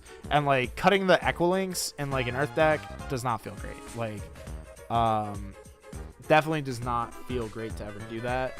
So, I think that that'd be my biggest comment, question, concern here. Strict side here, like, why main 4 Chaos Bounce? Yeah, that's kind of what I'm thinking. And, like, and it over the Equilinks as well, exactly. Like I think we could have cut like one of the Demeters and like these guys put in the Equilinkses. That probably would have been okay.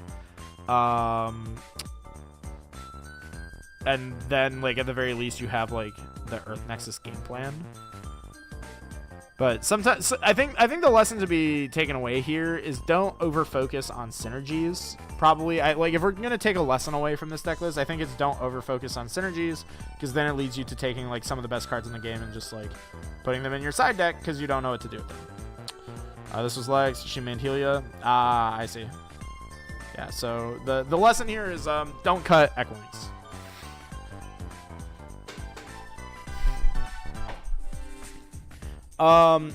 Here we have 44th place, 04 Chronodile. I'm in utter disbelief. Hold on. I haven't looked at the main deck yet, or the spirit deck, really. My eyes gravitated to the side deck because I don't know how to, like, react to this, because this isn't a case of, like, we missed the memo about side decks, because this isn't a 12-card side deck. This is a 9-card side deck. Which leads me to think that this player maybe just doesn't have a lot of Alestral's cards, maybe. Like, maybe they just had, like, 2 Chronodile structures and they threw them together. But the thing that's driving me insane, because I'm looking at it, not only is this a 9-card side deck, it's a 9-card side deck where 2 of them are spirits! I'm gonna lose it, dude. I'm gonna lose it. I'm gonna do it, Jerry. I'm gonna do it. Oh, please, we gotta stop putting spirits in the side deck, dude. I think, like, for my own sanity, we might I need to petition Dan to make a rule where, like, you just can't side deck spirits anymore.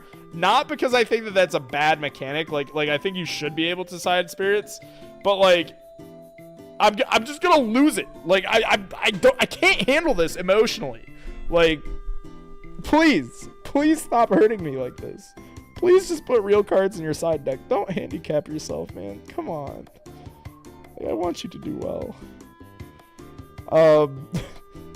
Looking at the Chronodile deck though, like, I think the only like objectively bad card here is Drops of Leaf. This card's terrible. Please never play this card. I'm also not the biggest fan of like Aepharos Poseidon. I think that stuff's kind of troll.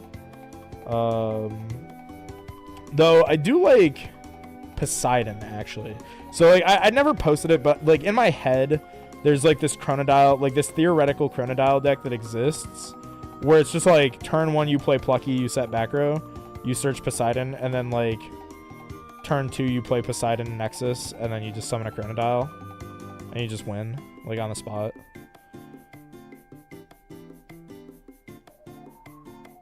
Theoretically, that is a deck that exists. That would be like a cool deck. I think that like we get a little bit too control brain sometimes with like the idea of Aepharos. So I'm not a big fan of this. I think I would like probably just put in stuff like Galaxies and whatnot. But like this also kind of like this deck list also kind of like reeks of I don't own a ton of Alestrals cards, so I feel like we can't like read into the ratios too much. But Chronodile's cool. I want to see it like perform. This is like one of my big complaints with Alestrals. Like just like my only like real complaint with Alestrals is just that like I want there to be more tournaments like frequently. Like one a month does not feel sufficient. Like there should be at least one webcam tournament like a weekend, I think. Like personally, because we just do not have data.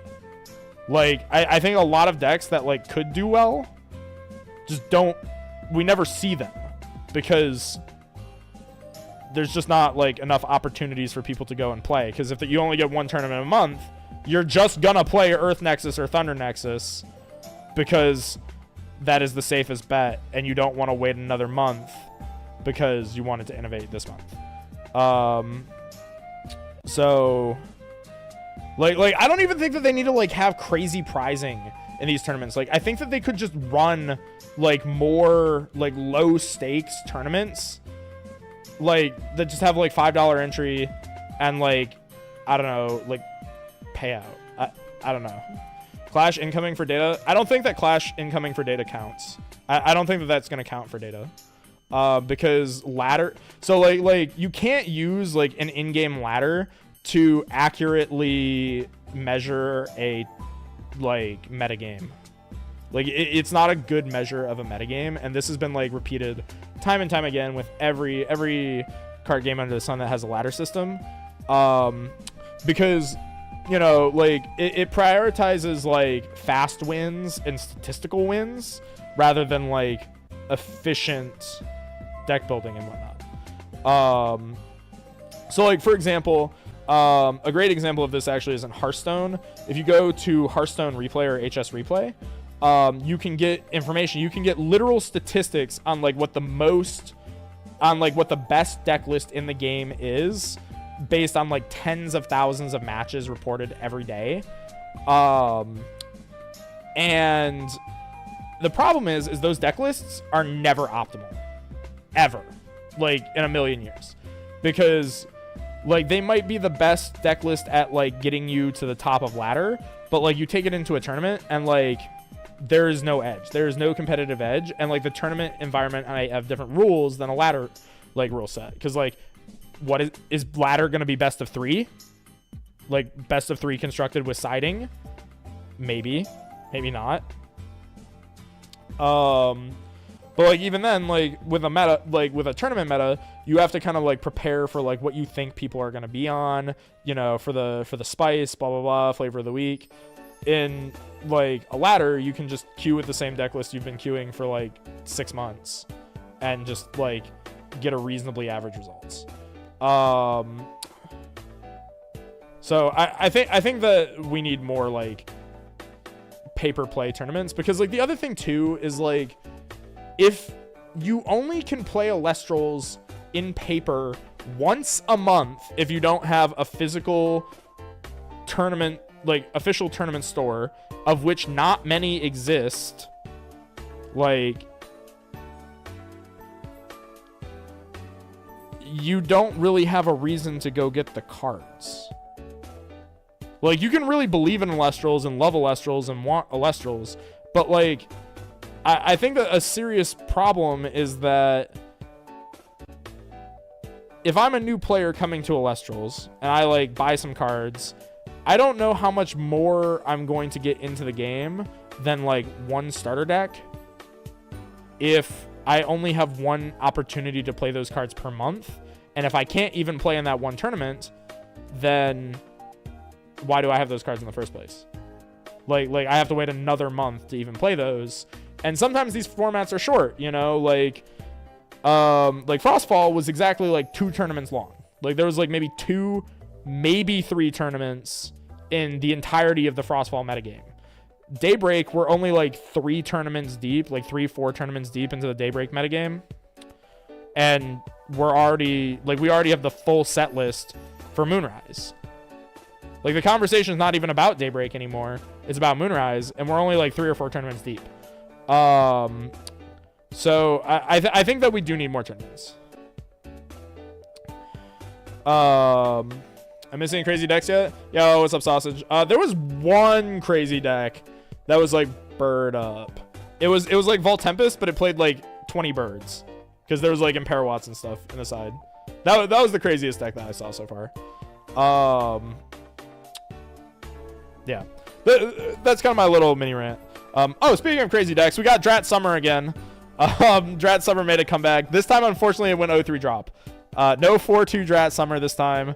But still cool that this deck is like running around and like terrorizing people.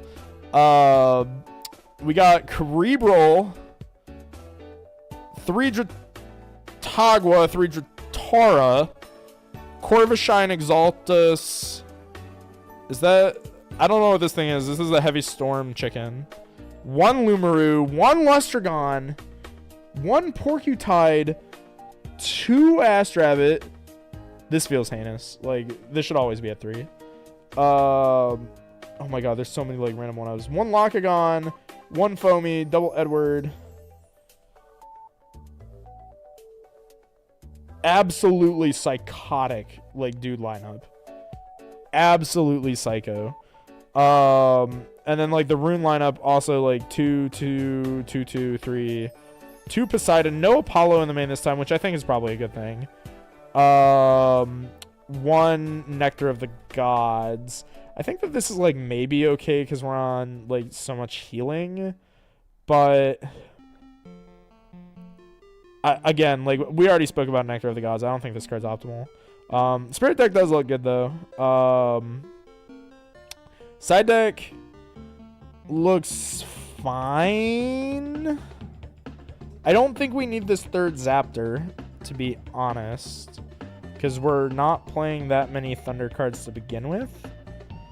I'm super not a fan of these like random one-ofs. But I do like, and like we've already talked about Aphros. I'm not a fan of Aphros. I don't think Apollo really does anything for this deck, so I don't think we should be siding it. But like, this deck is so unique. I really have a hard time like judging what should be in here versus like what shouldn't. I think the last version of Drat Summer that we saw might have been a little bit better. Might have been a little bit more focused. This one doesn't feel as focused. Yeah, I think that that's my collective thoughts on this. This feels a little bit less focused, but it's still cool to see that this deck is like seeing play. I'd like more tournaments as well. Yeah, I think that's my big like ask from Alestrals is more tournaments. Because another I'm getting back on the topic, but another thing too that hasn't really been discussed very much is there are a lot of like American time zone players that like are time zoned out of Alestrals right now, because Alestrals is like very dominantly in the Eastern time zone. So if you're in the Western time zones at all, like Mountain Time or Pacific Time, you have to wake up at like 6 in the morning to check in and like start playing these tournaments, and that's a pretty big ask for card game players. I'm not gonna lie. On like a Saturday, like waking up at 6 a.m. on a Saturday to then play a card game tournament all day. Once a month. I think we should like maybe have like later tournaments as well, like maybe 2 a month that are like Eastern time zone and 2 a month that are like Western time zone starts. Because like these tournaments get out really early. They're like done and like over with by like 3 or 4 o'clock. So like I feel like pushing back like a couple hours so that like players on the West Coast can feel included isn't that big of an ask. And it sucks. Yeah, like I think it's not a big ask to like push back start times on like a couple tournaments a month. Like so that Western, like, cause like I know a lot of West Coast like people who are interested in Electrals and are just like, yeah, I'm not gonna play that game. I'm not getting up at 6 a.m. It's like, oh, okay, like cool, all right. So I don't know, things to be considered. This is Dracking. I don't know what it is with Dracking players and their like aversion to playing back row.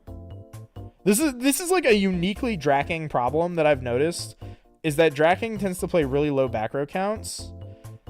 There's like some like also brainworms with this deck that have been going around with like Tadpuff. I don't know where this came from, but like this card is not good in Dracking. Like this is just not good. Not a fan of this at all. Also, double Ass Rabbit is just never correct. I think that this Dracking list specifically probably needs work, but I'm not even sure if it's like entirely their fault. Like the Spirit deck looks solid. Well, no, that's too much Lunar. Way too much Lunar, actually. I think that Dracking realistically only wants to play 3 to 4 Lunar. This is really just a water deck. Like, it's just like water aggro with like a Go-Yo Guardian on the top end. Came from Caleb. I know like Caleb is a proponent of it. I don't know if he was like the sole proprietor of like that idea, but like I think this result speaks for it. Like the O3 drop I think is emblematic of this. Like I think that like turboing this card is not worth it. Like I think you just have to play like normal Elestrals and just summon this card. I do like that the Drac Kids are in here. I don't know why it's at 2 though. It should be at 3 for sure. I don't know why Poseidon's in here. Yeah, wait, what the fuck? Why is there Poseidon? What does this even do? I'm very confused.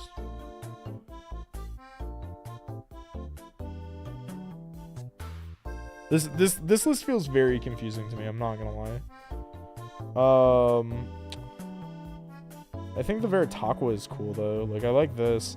I like some of the ideas going on in the side deck, like siding into Locagon, kind of. But like again, like why are we siding water spirits in a water deck? Like I think that's clearly like indicative of the fact that there's just too much Lunar in here. The one altar feels really random. So some of these ratios make me feel like there might be card availability issues going on here. But again, like I don't know why there's Poseidon in this main deck. Like that doesn't make any sense to me. Oh, well, I guess for the one Kerberos.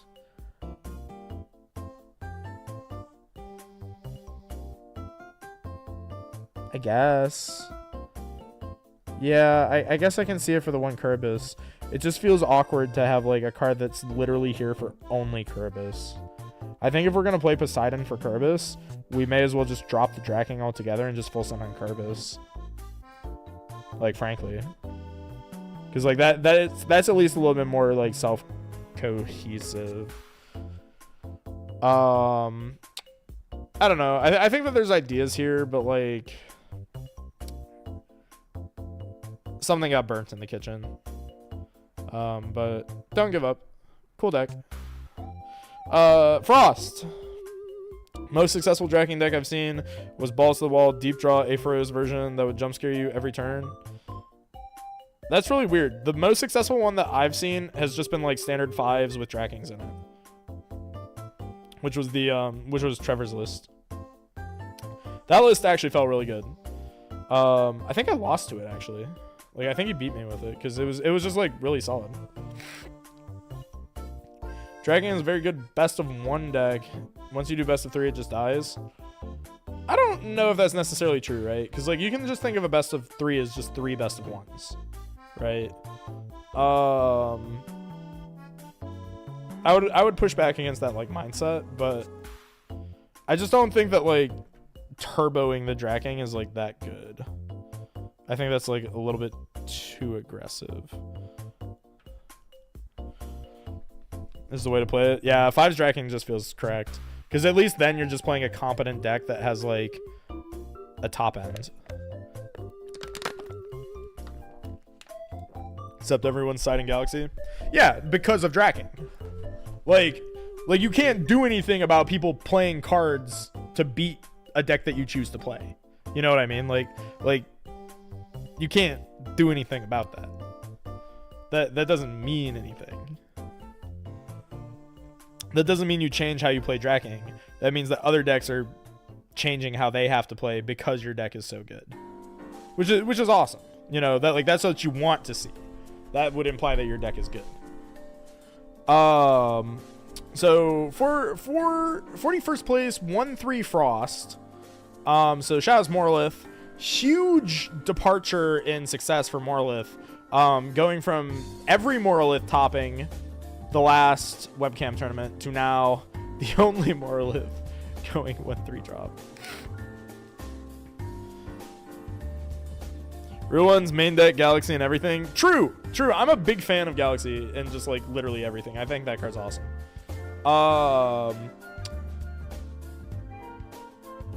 Let's see. There's triple Catarant this time.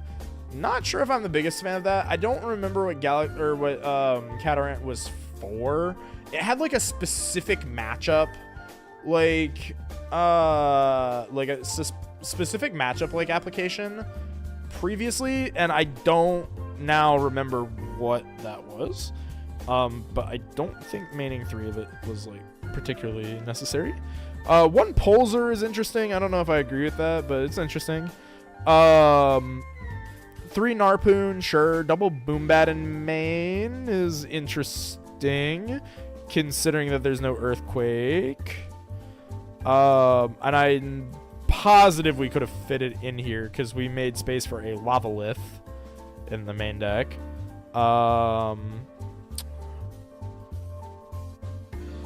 Honestly, I think my biggest like question, comment, concern with this deck list is 1, there's no Ass Rabbit. I haven't been like super good at pointing it out, but whenever I see a deck list and there's no Ass Rabbit in it, that's immediately just like, that's not even like a choice that you made. Like that is just a mistake.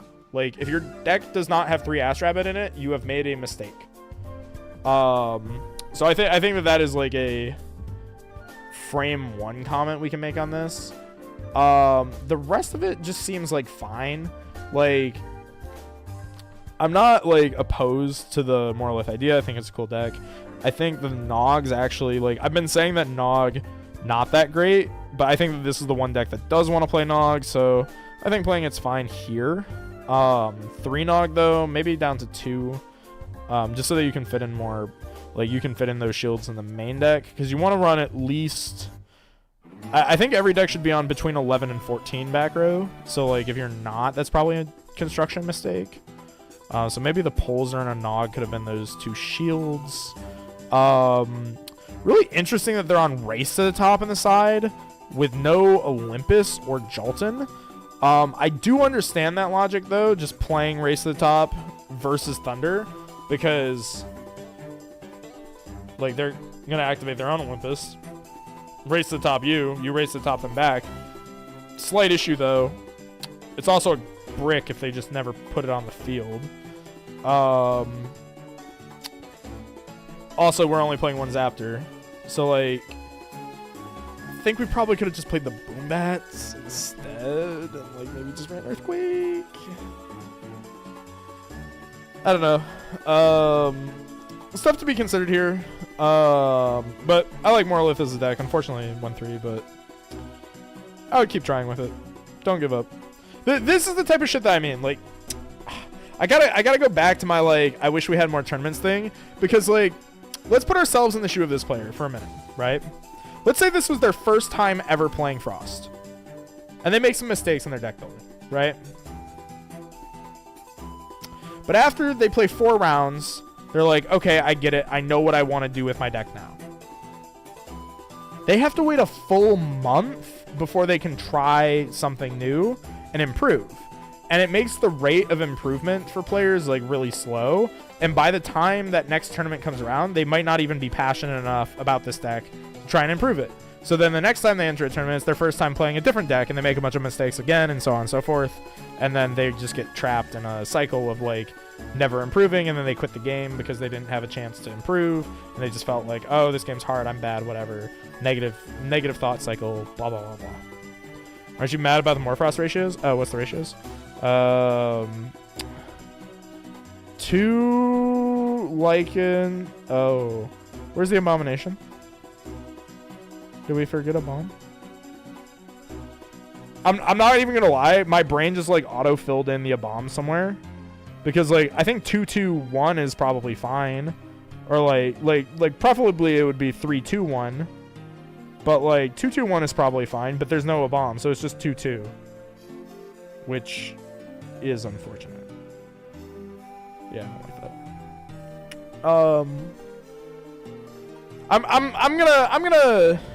I think I'm just gonna start excusing everyone who makes mistakes in this game when it comes to deck building is a result of there not being frequent enough tournaments, so people do not have the ability to learn from their mistakes fast enough, and thus they get trapped in these cycles of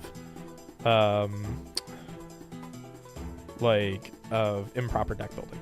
That's my thesis.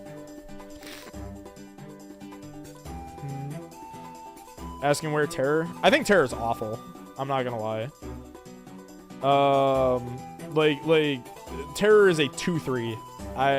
I'm not playing a 2/3, even if it gives up -1 aura and can't be targeted. I think that is, like, giga irrelevant. I think I would still rather play a bomb. I'm not gonna lie.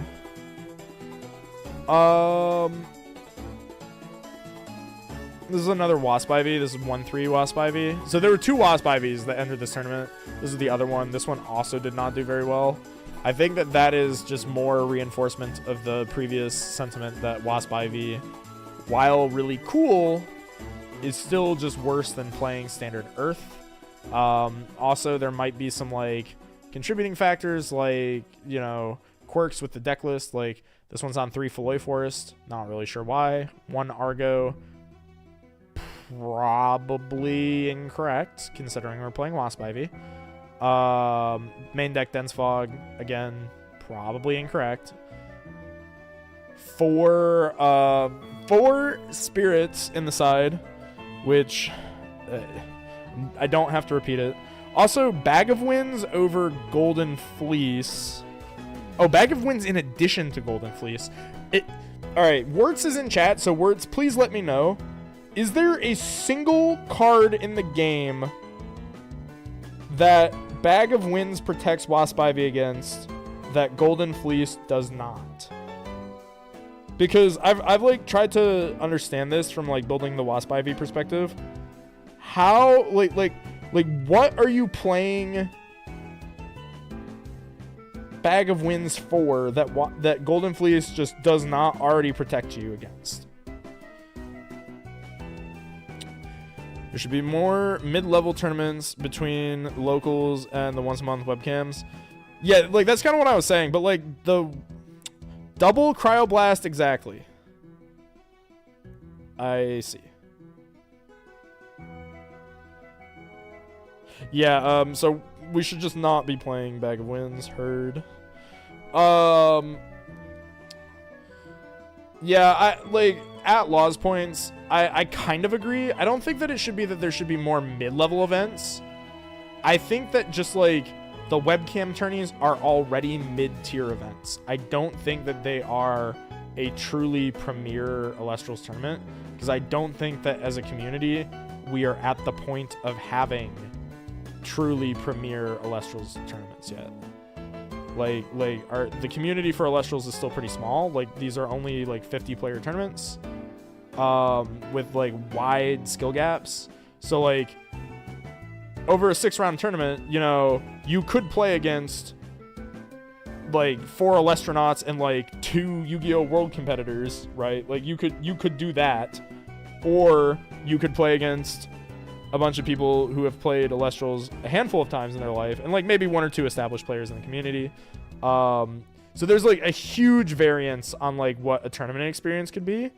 So, and to me that like is more indicative of like a mid-tier event where like sometimes you go and sometimes you play against like insane players all day, and sometimes you play against like average players, you know, like, and sometimes it's a mix of both, whatever.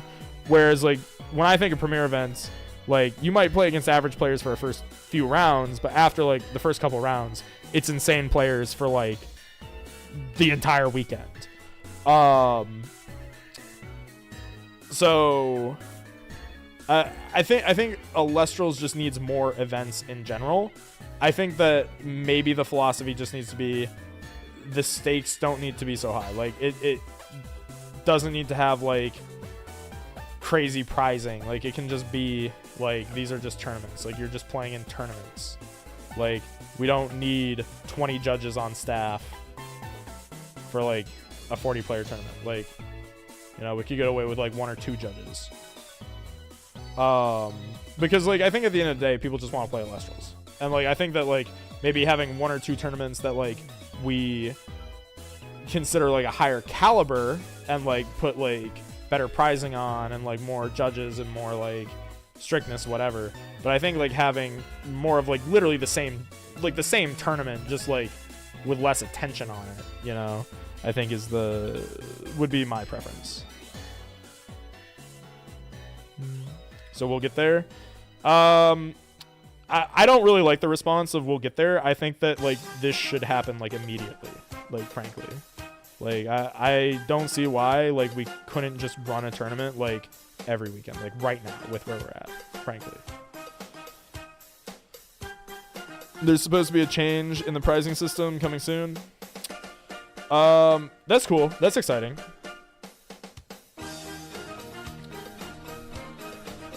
Yeah, let's move on from Wasp Ivy. I think the core issue of Wasp Ivy is just it's not Earth Nexus. Aeolus. So this is a win box 1-2.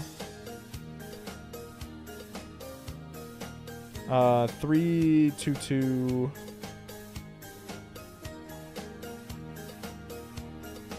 Yeah, okay. I mean, seems pretty straightforward. We got 7 starters, some burn guys, 1 Galaxair. I think we can play more than 1 Galaxair. I think that Galaxair is actually really strong. Like, so I would probably want to see this in more than 1. Circle the Sky is crazy though. I don't think we need like this feels like an over evaluation of Toxion. I don't think Toxion burn is like that important. And cutting back row for this does not feel good. App tournaments after tomorrow, so likely 2 webcam events a month instead of 1 and 1. Yeah, I still think that that's like not necessarily enough, but like it's still an improvement. Like we'll take what we can get. There's awkward. I'd never push more than 2. What, for Circle of the Sky? I just don't think that like we should be playing Circle of the Sky in this deck. Like I'm not gonna lie, like I don't think that like the 1 extra burn damage is that valuable. Because like we're not trying to ascend into anything either, so like this isn't really setting anything up other than like triggering burns. Like, and like Nexusing the Spirit doesn't feel like that relevant.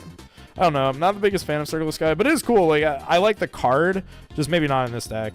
Again, redundant comment. Earth, like Spirit should be down here. This should be up here. 3-2. So no, don't do that. Vertuka, again, like I don't think we need to side the second one. Like it could just fit its way into the main, or this could just be another Galaxair. The shield split. I don't love the shield split of like 1 in main, 2 inside, especially now when we're playing stuff like Circle the Sky. I also don't think that we need the wind, like the Island of Aelia. I think that this is a wind player trap that they fall into a lot. I actually think the wind cards are just good enough. Like their stat lines are gonna suck even under the field spell. So I think just playing them for their effects are probably good enough, and that's why I'd probably just max out on Starlit and Galaxair. Just like swap the positions. Yeah, I mean, it seems fine. Unfortunately 1-2, but we're gonna talk about Aeolus more in the future. Waylance Water. Shout out to Waylance, my goat. Dimax, my goat. Let's see. 3 Galaxy, 3 Eddy, 3 Mustation, Tadpuff. Now, okay, this is weird. Like, with Draking specifically, I think that Tadpuff is bad. With Waylance, I think Tadpuff makes a little bit more sense because Waylance is already kind of like psychotic in the first place. So, like, I think it's good to, like, double down on the Psycho here. But I don't know. It feels weird. I think the difference is that, like, Waylance is a card that you don't mind just running out onto the board because it has an 8 body. Nothing's clearing this. But I guess it also has the 4 defense. Like, it still dies to Galaxy. Yeah, I don't really love this. I don't know. I need more, like, time to meditate on this. But, like, I think I like Tadpuff and Waylance a little bit better. I can't really, like... I can't really explain why, though. So, like, maybe my answer is I don't like Tadpuff still. I do like Waylance, though. I think this card's, like, interesting. I really don't like the third Tadpuff is inside. Fuck. That drives me crazy. Why is this here? No Island is egregiously bad. Never play it. Wait, Sausage, are you saying that playing no islands is bad? Or you're saying no, like, comma, island is egregiously bad. Do not play island.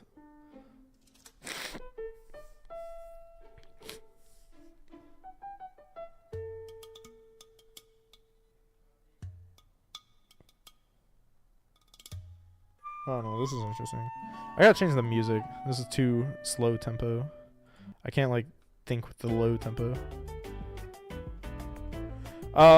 Let's see. 34th place, we got 5s. Standard 5s. No comma. Oh, you're good. You're good. Interesting to see. Oh, this is actually Thunder 5s with Zeus. Honestly, big fan of Thunder 5s because this is what I played in Lestrade Season 2. Really like this deck. No shield in the main in this deck, though. Feels a little awkward. More than any other deck, I feel like 5s... Like I know that 5s was the deck that, like, cut all back row for a little while. But, like, I think 5s is actually the most reliant deck on back row, if that makes sense. Because, like, the only way that 5s really gets ahead on board is, like, putting down back row, if that makes sense. So, like, if you're trading with other, like, just beaters every turn, like, say you're playing a 5s mirror, you probably want more back row than your opponent does. So, like, just anticipating the 5s mirror, you probably would want more back row in your main. But, like, I guess that's what the removal's for. And, like, the Zeus's, but I just think about it more in terms of, like, I play a 5. Other opponents are playing back row. I swing. They back row me. They play a 5. They swing over my guy. Like, say they, like, Tsunami or, like, Shield Me or PTA. And then, like, I play another 5. I swing. They back row me again. And then they play another 5. Now there's 2 5. Like in the 5s matchup, if 2 5s ever touch the board simultaneously, you're kind of fucked. So I don't know. Maybe more back row would be nice here. I'm not really sure. I haven't really played a ton of 5s, like, in a competitive sense.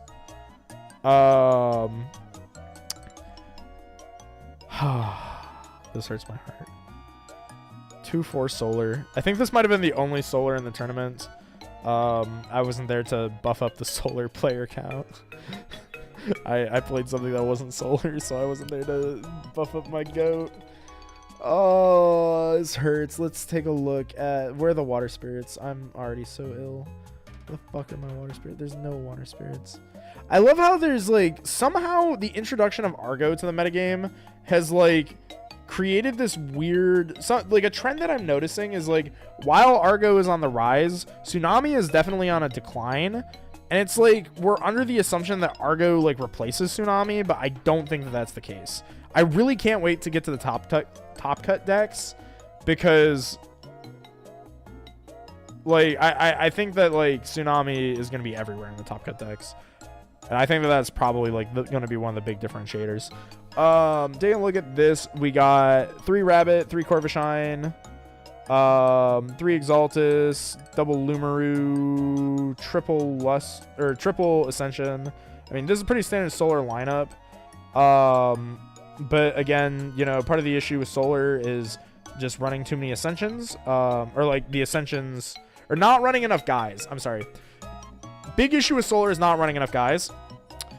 The Ascensions cuts the dude count down even lower. So this is 17 dudes minus 3 for the Ascensions. This is only 14 dudes. And of those 14 dudes, only 5 of them in this deck list have a stat line. Or I'm sorry, only 5 of them have a stat line that has the number 5 printed on it. Everything else is 4 or lower, and it's all on the defense stat, which means that this deck applies very little pressure, which is very, very sad. This deck is playing triple Golden Fleece. This is something that I originally was doing in Solar like forever ago. Was the idea I had was I was running like Argos with Golden Fleeces to try and like make the 4 bodies live against 5s. The problem is that Eddie is a really good card. So like this doesn't like I think they would have benefited a lot if they had played like at least 1 copy of Necklace of Harmonia, which they did not, unfortunately. So I think that would probably be the thing to improve. Also, like probably cut down the Ascension count, put in more like real dudes. But it's still Solar. Solar unfortunately suffers from the fact that it is Solar. So not much to say there. Tsunami best counter rune smile. I mean Argo. I mean yeah, both. 5's heal stall side. Interesting, but it needs to be faster. Yeah. Prepared to say Tadpuff is a fantastic extender for payoffs that don't exist yet. People are just really excited for what Tadpuff will eventually be. Yeah, I think we're a little bit I'm going back up in the chat a little bit, but I agree. I think Tadpuff will eventually be a broken card. I don't think it's good right now.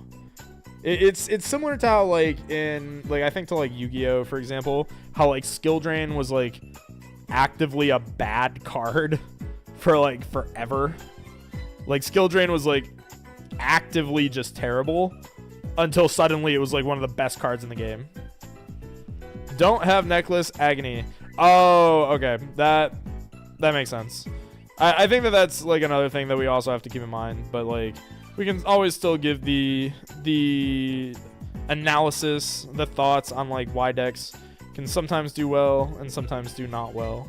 And unfortunately, sometimes the answer is just like, yeah, I could have played this card, but like I don't own it, so I couldn't play this card. And sometimes that's enough to like ruin a run. Super cool here, actually. I had no idea that somebody did this. Somebody ran the Penterror deck. Is this somebody that we know? Was this somebody from like the Discord? Hold on, I need the Josh Dymax report in. Who played Penterror? Who played my? So if you don't know the lore here, this is my creation. This is like my like goofy creation deck. And I sent in Sansally previously with this deck. And she almost topped with it, which was really funny.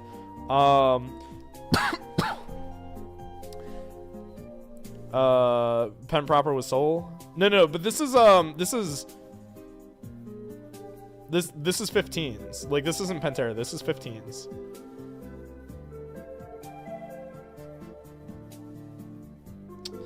No idea who played this, but super cool to see that people are playing it. I don't have... Hold on, let me see if I can go find my old 15 stack list.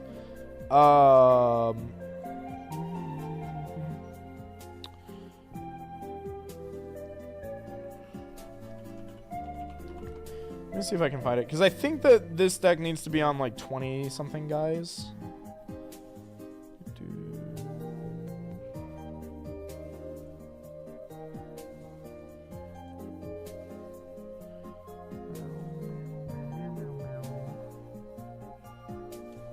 Oh yeah. Let me see. Yeah, I was on like 20 something guys. So like again, just as a reminder, like you can't count ascensions as dudes when you're doing dude math. So this is 18 dudes, but it's really 15 dudes because of the 3 Pantera, but it's like kind of 14 dudes because one of those dudes is Lavalith.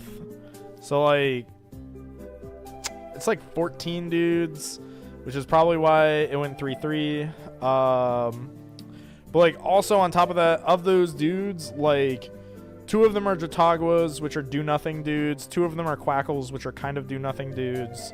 So, like, if you think about this deck is literally, like, 3, 6, 8 guys, or 10 guys with Eddies and Pantera. And it still went 3-3. So, I think that there's, like, might actually be merit to this goofy-ass deck, but, like, survey's still a little bit out on this. Definitely should be on Plucky, though, because you have to draw the Poseidon. Rhinosex 16th place. This seems really similar to the Rhinosex decks that we saw previously with the Cryo Scorch line. Big fan of the Cryo Scorch stuff in this deck. I think it's really good, at least for this archetype. The Snowbug, I don't remember this thing's name. That's kind of interesting, but I'm not sure if I'm a fan of that. It's a cool tech though.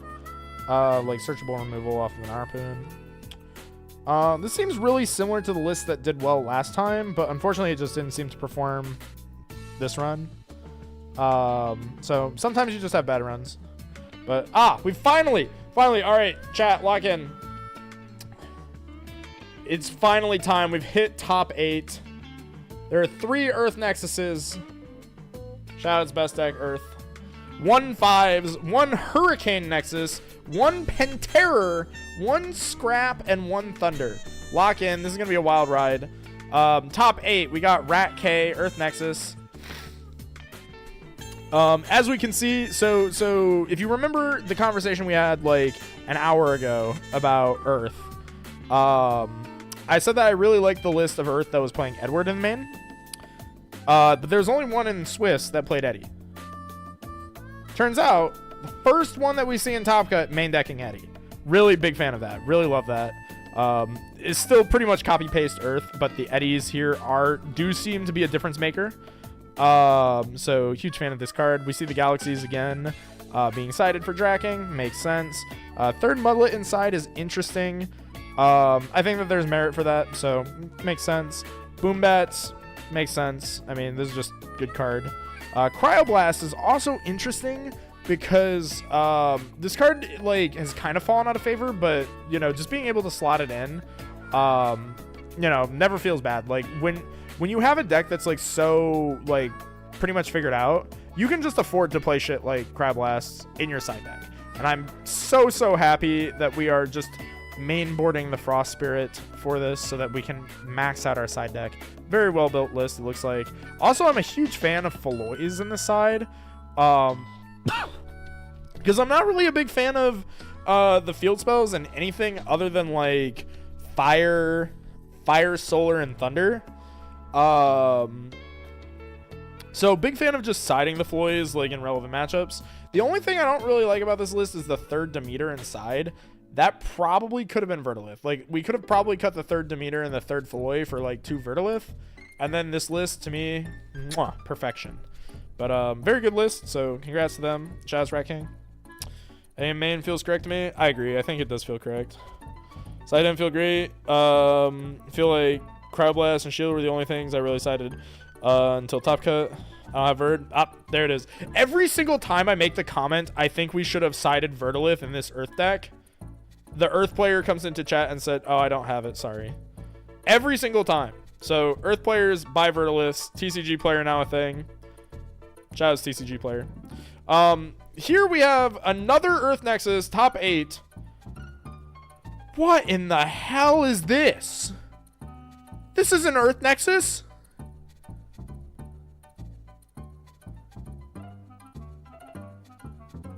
What the fuck? There's not even Equilinxes in this deck. Law.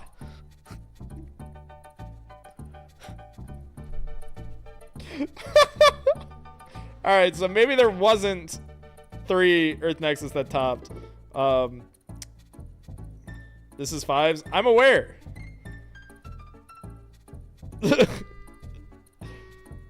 Camel 5s? Yeah, this is Earth Nexus, aka Camel 5s.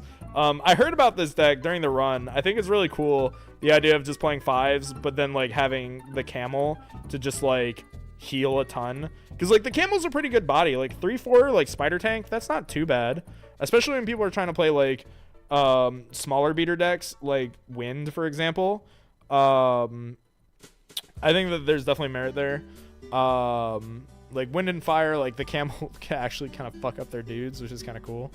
And then it just heals for 3, which is awesome. So big fan of that. Also the fact that it heals back the lunar is really nice too. So like it actually makes playing Spectres not feel so awful. So huge fan of that actually. Being able to play Nog in a deck like this also feels pretty good. Like, because we're not sacrificing anything. We still have 12 back row. The thing that's really interesting is the Poison Tunics, but there's no Argo in this deck. Huh. I'm not sure if I love that. I'm not gonna lie, that actually doesn't seem great, but I get the idea. Just play it from hand, drop their dude, and then run over them and burn them. That doesn't seem like too awful, but it's just a little bit dangerous in my mind, because like it's very expensive if you get shielded. The one thing that I'm gonna point out right away though is I absolutely despise the side deck. There are 6 goddamn spirits in here. Holy fuck. I'm gonna lose my shit, Jerry. I'm gonna lose it, Jerry.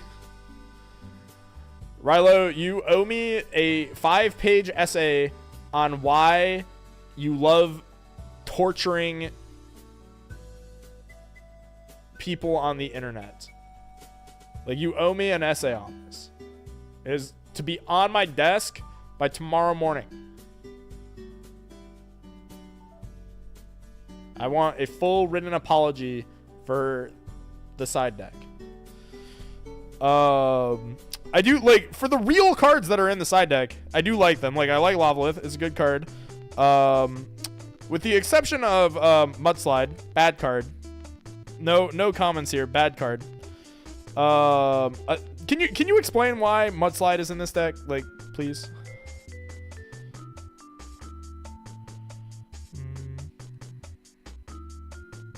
I'm happy to explain myself. Please do. Please do, or you will, before you get executed by a jury of your peers.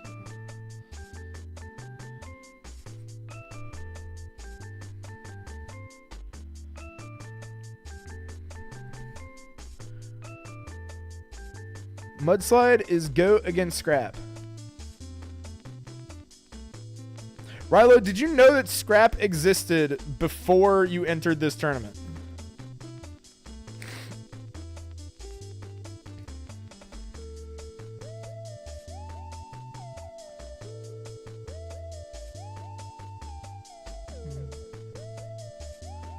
Wasn't like, well, okay.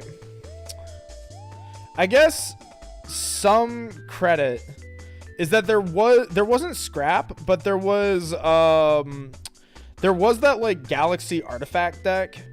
So like I could like give it like plausible deniability for that. Nexus decks are everywhere and gets rid of stadiums. I feel like it, yeah, like it gets rid of stadiums. However, it's just like you're spending 2 specific spirits to pop a stadium when you could instead play 1 spirit and just play your own stadium. A week before the tournament, he was testing scrap. I'm gonna kill Josh. I think that's what this comes down to. I hate Josh. Testing artifacts, to be fair. God damn it, Josh.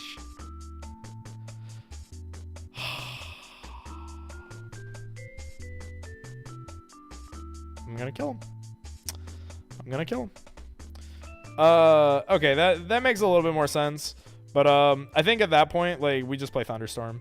The only real other comment I would have is, like, not playing Rabbit feels like a mistake.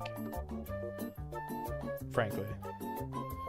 I think the only real thing I would change in this deck is just find space for Rabbits. Like, I think that's the only thing that I would say to do differently is just play Rabbit. Money's too slow. I firmly disagree. I think you still need to play it. I think that's really the only thing that, like, I would do differently about that deck. But, like, 5s is the one place where you can get away with not playing it. I still just don't think it's good to, like, cut it. Fuse to play Ass Rabbit. You are very lucky that I don't have mods on this channel, because I would be yelling for mods so fast. All right, we have now for the main event, the Swolax, Pen Terror, the Wind deck. So if you guys look at the thumbnail for this stream, you can see I chose to put Aeolus in the background because we had a surprising amount of Wind perform in this deck, and that included Swolax Pen Terror, like proper Pen Terror, not even the funny Pen Terror. Guards, yeah, guards. Please take Rilo to the asylum. Please. Drag him away. I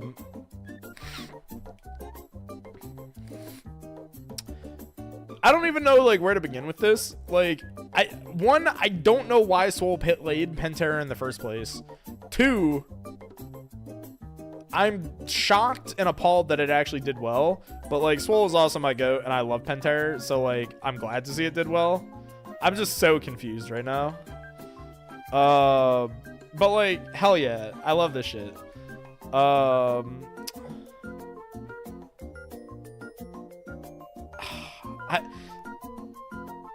don't really know how to feel, though. Like, the only thing is, like, he played the field spell, right? Like, he played Islands of Aeolia.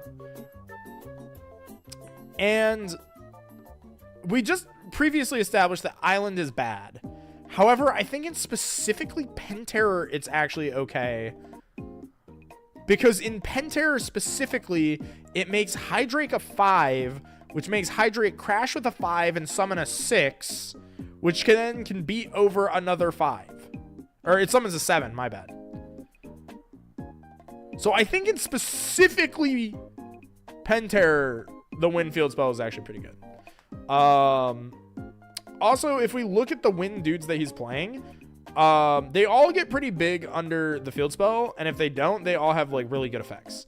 Like, Nemisail goes up to, like, a 4 under the field, but it's a healer, so it doesn't need to be aggro. And then Galaxair becomes a 5 if it swaps itself, or just a 4 and it swaps something else. So that's pretty solid. Like, that just makes it into Eddie. It makes Sorlet into a 6. Makes Football into a 5. Toxa Swarm is a 5. And then Exalt Air is a 3 that becomes a 5 after Nexuses. So in this list specifically, I think is very good. And I think that he's probably able to side out of the field into the more toolboxy type Wind stuff, if he so chooses.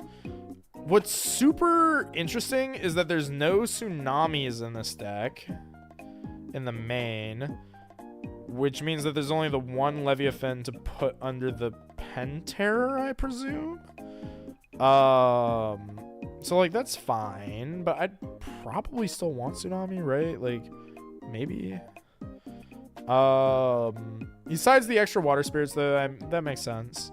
One Galaxy double Edward seems like an interesting ratio, but then you have the Peliquarius, so like it's really slow and expensive, but Aeolus search Peliquarius search Edward or Galaxy seems pretty valid. Like I can get behind that. Like I fuck with that.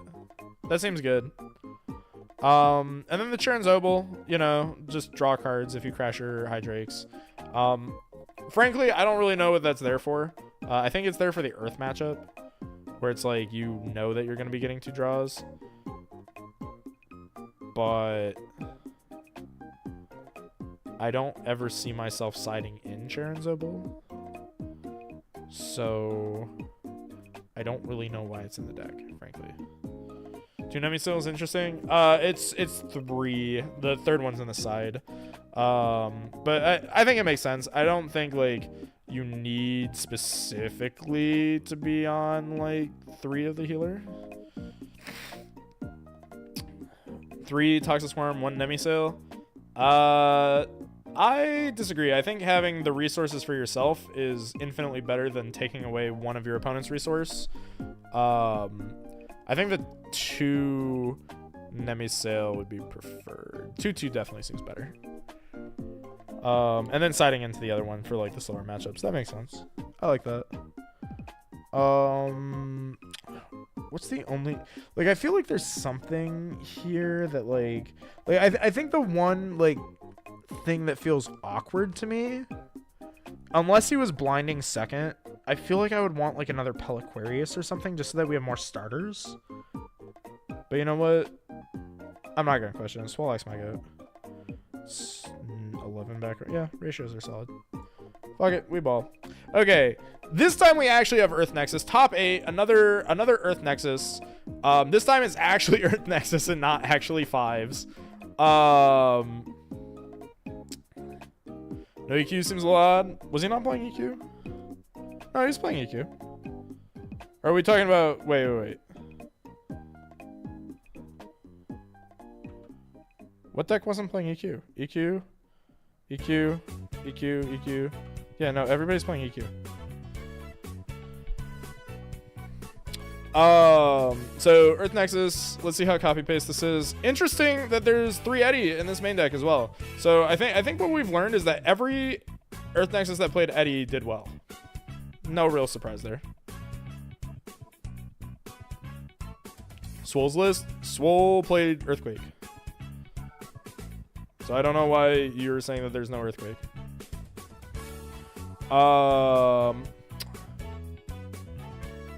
Yeah, I mean, main deck's copy paste here. Spirit deck is like mostly copy paste. This is like this copy paste list if you're playing Eddie, I think. The side deck is where this one's interesting. They're on Cryoblast and Spectrus. I'm not the biggest fan of Spectrus, like, but I do think that it's like slowly becoming like a decent consideration, specifically for Vault Tempest, like as a way to beat over the Foamy, because they like Vault Tempest doesn't feel like it plays a lot of back row. So like I kind of don't hate it, but like I just don't know outside of like Vault Tempest exactly like what you would want it for. There's 2 Arcolith in here. Double Arcolith feels a little bit awkward with only 4 Zaptor. But like just the big attack jump scare seems fine. Like I'm down for that. And like you don't really expect it against Earth either, so like I think that's why people are playing it. Is just like you slam it down, like you're aggroing the Earth player, and then suddenly you're against Arcolith, and it just has big number on it. You're like big damage. Fuck that card, by the way. Like fuck Arcolith. That card steals so many games. It's disgusting. Spirits on the side. Yeah. Like I feel like it's a bit like there's not really much to say about the spirits here. Like you're kind of forced to play these spirits because of the other cards we're choosing to play. But like that's again why I don't really like the Spectrus so much. Is like it forces you to play 2 Owloon. I don't really know what Spectrus is for. So like I'm gonna write that off as like the Vol Tempest answer and just like not think too hard about it. But once again, my comment is Vertilith in the side deck. Where are you? All right, here we have Dimax. I haven't actually like seen Dimax lists, but it looks like he is also playing the Thunder Water deck, which is like so cool to see that this deck is becoming like not only like popular, but like an actual mainstay in the metagame, where like foamy Galaxy stuff is just like a good fit into Thunder because it gets out your Arcolith like consistently. And then we've already established Arcolith crazy card. Spectrus is just good. I would disagree. I think Spectrus is actually actively bad. I think that Spectrus is only like particularly good against foamy and like nothing else really. This list is sick. This list is sick.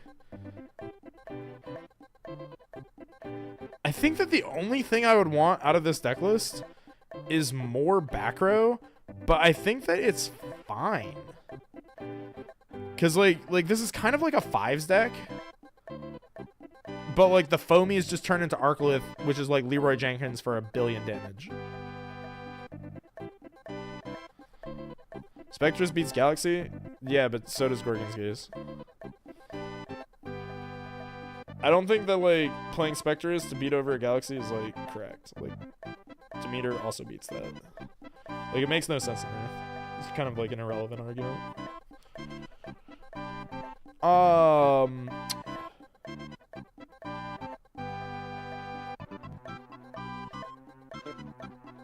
trying to like think if there's anything that feels like out of place in this deck. Like the side deck feels a little wonky, like because it's just like extra copies of cards, like the 3rd Galaxy, 3rd Arcolith, and 3rd Quackle, but I don't know if this deck really needs anything else.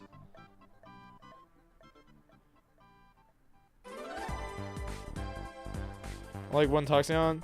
Yeah, the 1 Toxeon feels kind of random. But like, I get it. Because like, you're never playing... Like, Toxeon's just like a bad Arcolith, basically. Like, they fill similar roles.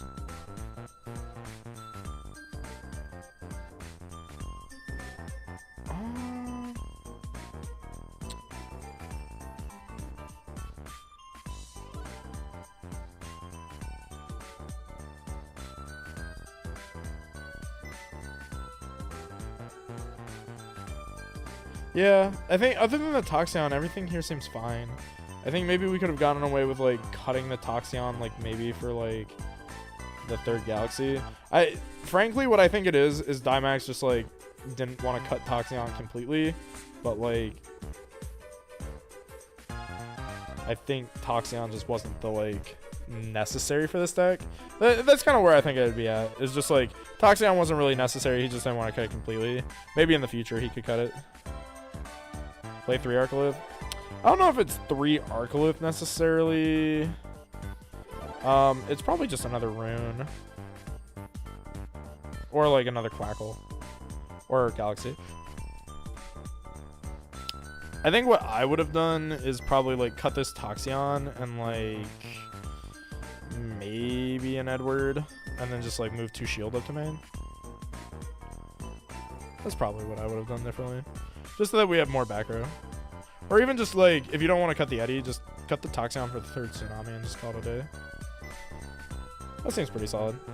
Alright. And then we've already discussed this deck like at length.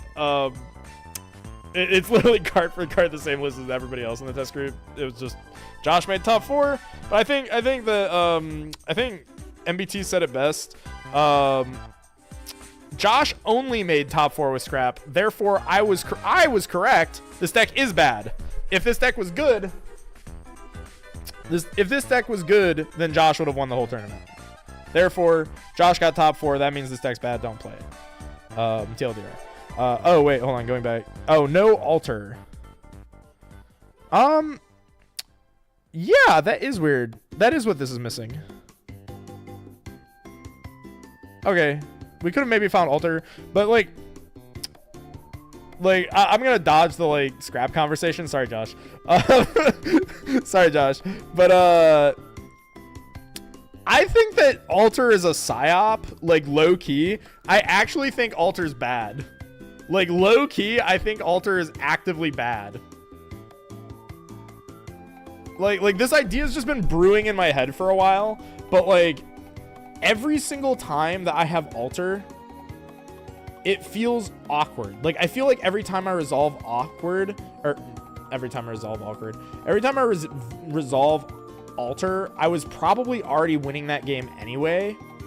And like it's just securing a one game most of the time. Because like you have to have spirits on the board already. And you have to like have another card to like Nexus 2. So you have to be like a head on board. And then you have to like pay spirits. And like you can do like mana tricks with it. But like that loses to Gorgon's Gaze. So it's like usually safer not to do that. And then I feel like really the only place where Alter feels really crazy is in like Earth, where you can specifically do shit with Alter to beat Tsunami. Like with a Viscerus. That's the only place where it feels like genuinely insane. And like Alter specifically onto Astrabbit also feels good, but like when you're just getting extra value, it doesn't feel like that important. Alter's great for decks that can use it. I think it's like acceptable, but I think that that's kind of like missing the point of what I'm saying. I think that Alter is really only in the position that it's in because there's a lack of other good like one spirit runes. Alter just feels like you have to have too many like pieces already assembled for Alter to do anything. Like if I draw Alter by itself off the top of my deck, that's not gonna do shit. Like Alter is a card that I want to see specifically with like 2 other cards. And it's like, yeah, it's crazy when it goes off, and like it's probably the card with the highest like skill expression in the game, but I don't know, like I feel like it is a card that is very easily dropped out of the meta, like contenders for like good cards, like when we get more cards.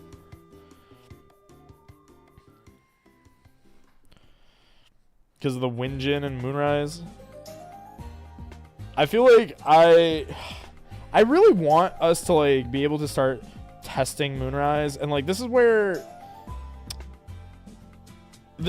like the tournament, like I'm going back to the tournament thing. If we had more tournaments that weren't like specifically the casuals, like the weekly casuals or like the webcam tourneys, I feel like I would have more opportunities to like actively like experiment with stuff. And I feel like I'm just not gonna like experiment with like the Windjin stuff because there's not enough opportunities to. But like for now, I'll take your word on it. Oh hey, Jess did get second. Like I was trolling before, but like shout out to Jess, she did get second. Why did she say that her girlfriend got second? What? Oh wait, did she mean her girlfriend was Demeter? Was that what she was trying to say? Was that the joke?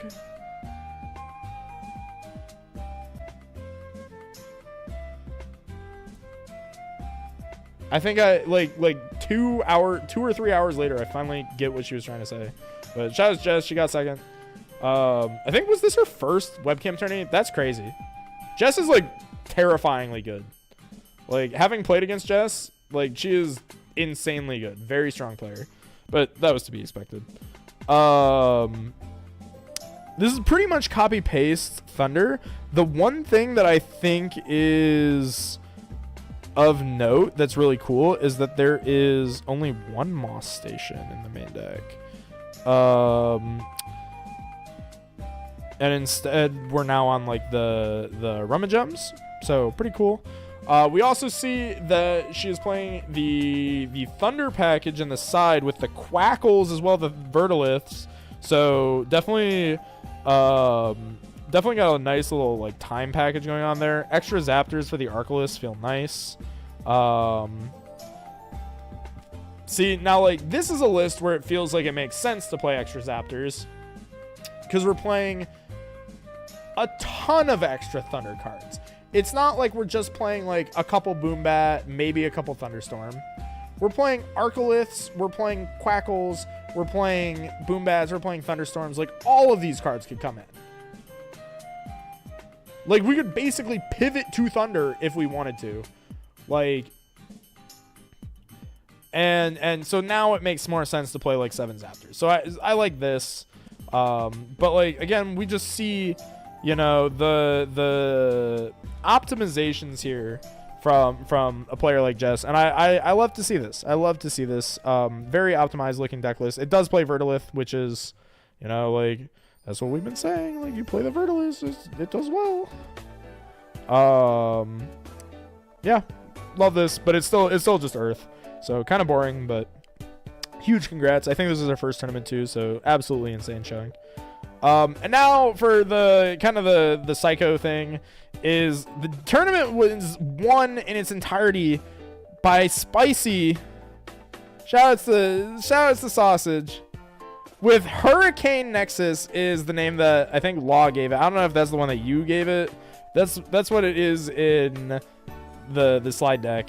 I personally am just calling this Wind featuring Atlantis. So I think the reason that this was titled Hurricane Nexus is because it's clearly just like a Wind Nexus deck or like a Wind toolbox. But like, oh, haha, we're preparing for Hurricane coming out because we play Wind, Thunder, Water. Teehee, haha. But like, I get it. Like, this makes sense to me because if we look at the first 9 cards, these are the best 9 cards in the game. So, like, of course these can just be slapped in here and make sense. Sure. Elichick, one of the best cards in the game because it searches for Divine Runes. Sure. Pretty straightforward. And then we just play, like, a little Wind package. And, like, the Wind guys are all good little toolbox guys. So, like, sure. Like, of course you can do that with Wind because they're all little toolboxy dudes. Sorlet is just more copies of Eddie. Makes sense. P-Gust is just a cheap Lavalith. Makes sense, but also combos with Alter. Cool. Exaltair burns for 2 and triggers the P-Gust again, which is very funny. Toxiswarm is just Toxion, but in a different color. And then we play, what is this, 3, 6, 9, 12 back row, so pretty standard lineup. The only card of note in this entire deck that I can, like, really point out is Atlantis. And since we have Spicy, since we have you in chat, why in the hell is there Atlantis in this deck? Like, can you explain that to me? Like, because frankly, I don't get what the Atlantis is doing here. Because, like, every other decision in this deck list makes perfect logical sense, except for Atlantis to me.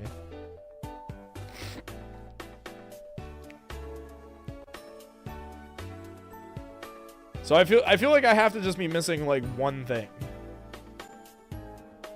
It's called Hurricane because we're doing guild names now? Oh, God.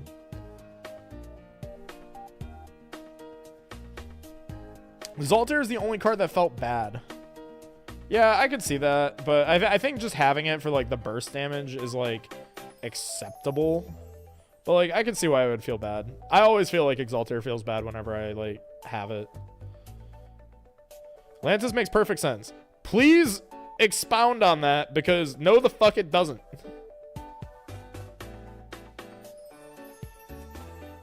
Stats from Atlantis came up sometimes. Okay, so... Alright, now it makes sense. When you explain it like that, Atlantis is Mudslide, but for 1 mana. Okay, now it makes sense. It makes sense now. And, like, every once in a while, a 6-attack Galaxy matters. That makes more sense. I still don't love that. Like, I'm gonna be real. Like, I don't love that. At least not in the main deck. I think that, like, you could side it. I think that, like, maybe one of the other 2-ofs that were in the side deck could have just gone in the main deck. Like, the shields maybe could have gone in the main. Or, like, the Cryoblast could have maybe gone in the main. And, like, it probably would have just been, like, equally fine. I think Atlantis is like the most suspect card in this deck, but like hearing the explanation, I understand what its role is. I just think that it might have just been better suited inside. 6 attack Galaxy over 4 defense P-Ghost. Oh yeah, like I would never argue for Island. I think that I think that Island is like dog shit. Side sucks, don't look at it. Yeah, I was gonna try and rationalize it, but you're very like, because you know, like there's like an argument that you're like smoke screening into change position, which like you kind of are doing. I think that like I don't know if you needed to do that, but like I also don't know if you didn't need to do that. You know what I mean? Like these cards are just good cards. Like, so I've like said this before. Like I haven't like tested it or like I do the thing where I like yap about theories and then just like throw it out there into the abyss for somebody else to like play with, because like I'm just gonna go play my solar pet deck. Like, but I've been saying that like I think change position low key might be one of the best decks in the game. And like, cause kind of the idea is that like no matter what you put on the board, the change position deck theoretically like just beats it, right? Like it just has a way to beat it. And I think kind of what you did here is you took the change position theory and just said, okay, I'm gonna side deck the change position stuff if I ever see a card that looks spooky to defeat. Like if they are playing a card that looks spooky, like let's say they play like Mouse Station or something, like I'm playing against Volt Tempest, I don't know. I can just throw out one of these like little birds and just kill the like relevant thing, and instead just have like better staples in the main deck instead of like hard focusing the change position stuff. I think really the only like main changes I would maybe like address for this deck is like maybe the Galaxiers could have been in main, like maybe over the Exaltus or like Exalt Air and like maybe one of the field spells. And like, you know, I think maybe like you could just mess around with some of the tech slots, but this deck makes sense. It's just a staple pile. Like it's just a big pile of staples. And I think it's cool that Wind did well, because I've just been completely and utterly perplexed as to how Wind was not performing, because Wind not only has a good matchup into Earth, which is like the popular best deck, but it also has like all the good like toolbox cards. Like it has like searchable Stratos. Like its divine is just Stratos. Like it searches for its entire color. And then all of the Wind guys like have just good effects. Like P-Gust is just a searchable what's it called? Equilinx. Like it's just a better Equilinx with bad stats. Like that's the only thing holding back P-Gust from not being the best card in the game, is that it just has bad stats. Sorlet is just like Eddie, but it's a 5 and costs more. But like Eddie is really good, so like why wouldn't we just play more Eddies, right? Toxic Swarm is also one of the only other cards in here that feels like actively awkward, just because it's like a burn card, and I feel like we could maybe just like play a little bit slower and just like resource control instead. Like maybe this could have been Galaxiers, right? But like sometimes just having a little bit of burn doesn't feel too bad, and like having the one Exaltair, like having that burst package, I think just feels fine. And yeah, like I think that kind of like concludes my thoughts on this. I think really the only comment I have on this deck list is that the Atlantises are completely psycho. like I think Atlantis is completely psycho. I think that was just like some deep in the tank bullshit. But like, you know what? Fuck it, we ball. We like cheap MST. Yeah, good shit. I'm glad that Wind got to show that it is not terrible, because I think people have been really sleeping on Wind and like calling this deck bad, and it's like actually good. Like I think Wind is just like actually good. I think people are just like gaslighting themselves that this shit is just not good. 2 previous tournaments with Wind. Wait till you see Atlanta Solar. I'm gonna scream. I'm gonna scream. I'm gonna scream. What's crazy is that I've like also tested that. Like I'm gonna scream, but like I've definitely tested it. Like I've definitely like been in that mindset.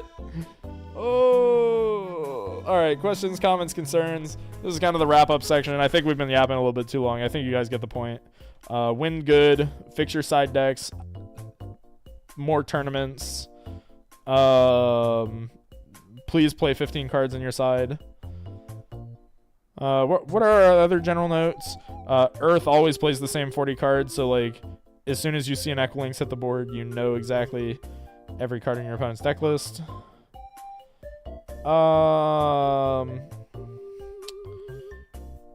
Any more thoughts, chat?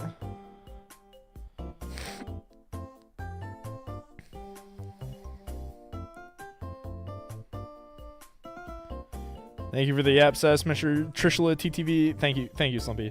Much appreciated. Also, at Slumpy, you need to DM me about Halo stuff.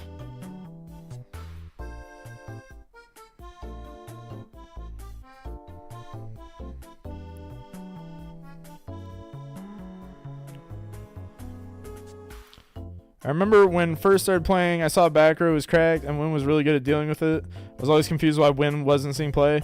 I think every Alestrals player has that experience, and I'm still confused by it. Like, because that was also my experience. Is like in base set and like even heading into set 2, like I really liked Wind. I wanted to play more Wind, and I was just like, oh well, I guess Sparkit's just really good. Thunder's the best deck. Blah blah blah. And then we hit Sparkit, and I was like, oh well, Wind seems really good, but I'm gonna play my Solar pet deck. And then, you know, I was like sidetracked on like trying to make Solar good for like 3 or 4 weeks, or maybe 3 to 4 months. I don't even remember how long it was, because there's only one tournament a month, you know, so I don't even know how long I was like in that Solar tank for. And now I'm sitting here, it's like the end of Daybreak, and it's like, man, all I did was like play the literal worst deck in the game and like try desperately to make it good. Scrab wins next event, I swear. Josh, I'm gonna run you over with a tractor, bro.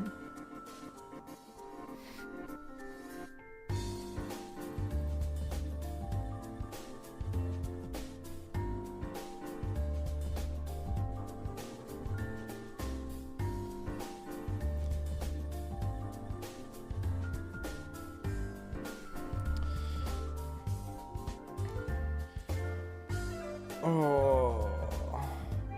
Trish, did you see Peem? You mean like that somebody played P-Gleam in Solar? Or was there something else that I was supposed to see? Next event is tomorrow. Get scrap. Ban Quackle. Agree! I'm gonna be so real. I think that we need to stop putting Ambrosia onto like dudes. I think that like we need to stop printing dudes that heal, because like eventually another like heal stall terrorism will pop up, like if we keep doing it. Like I know that we're getting the new counter rune that like kind of makes those cards irrelevant, but like I'll DM you. Okay. Shoot me that DM. But like I don't know, I think we gotta stop doing it, because like no amount of like just printing I think better game design is preferable to printing counterplay that you have to draw. Also, quick side tangent about that. I don't know if you guys know the ruling, but do you guys know that spoiled fruit can negate and destroy Ash Rabbit if there are no spirits in the underworld, and it like does not target spirits? Which makes no goddamn sense at all. Torchin is like 2 Quackles. Josh. Hold on. Torchin's the 1/1. What do you mean Torchin is 2 Quackles? Does Torchin even heal?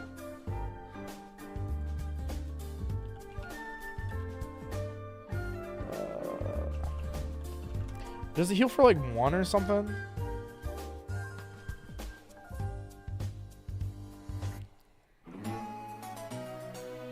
When Torchel this is a 1/1. When Torchin declares an attack, you can return fire spirits from your own world up to the number of enchanting fire on your field. Oh, yeah, that card's a problem. Bro's not tested Moonrise? Yeah, you know that I haven't tested Moonrise because you have not said, hey Trish, do you want to test Moonrise?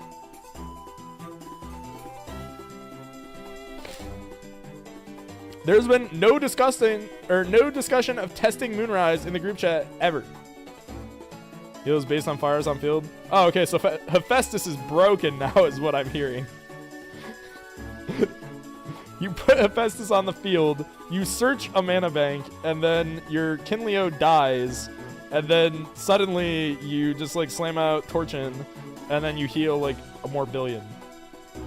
Or like, you play Kinleo number 1, Kinleo number 1 dies, you play Kinleo number 2, pop their board, on the like following turn, you then play Torchin and heal back a billion. And you're like, aha. I'm testing in my mind against myself. Josh, you are the only person psychotic enough to be able to test Alestrals in your brain. Hey Trish, do you want to test Moonrise? Yeah, you want to make a video actually? Can you like tell me what kind of printer to buy? I'll make proxies. Actually, no, I'll be ghetto about it. I'll just like write the names of cards on cards. Peem? Yo, Peem! Wait, why is there a hole punch? What the fuck did you do to this P-Gleam? Jai, what the hell? Why did you hole punch the P-Gleam? No! That's psycho. I hate that. Anything scrapped happened? I was playing against myself.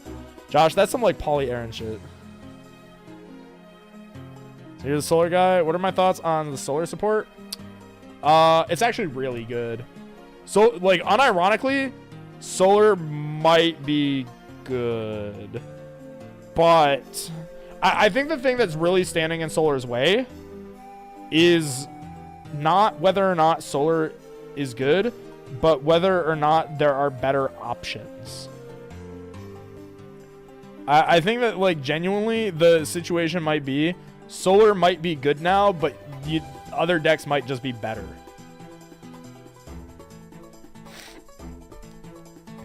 Armadon is awesome. I don't even know if solar wants to play Armadon. I think what they play is they play the card that I revealed, the bird. Like I think that bird is actually really good. Like Armadon is also good. I just don't know if it's like specifically good for like solar. Oh my god, this is so weird. When this Armadon changes position, an opponent must expend blank. I mean, this is just like a 6 defender, like a 6 body, which like I think that's like just solid. Like I think everything will play this or like could play this in theory. Armadon is the best water sport ever. Yeah, exactly. Like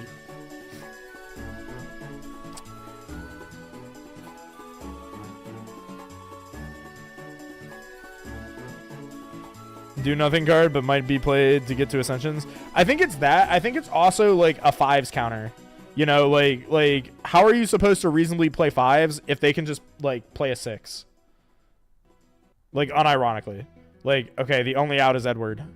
Good luck.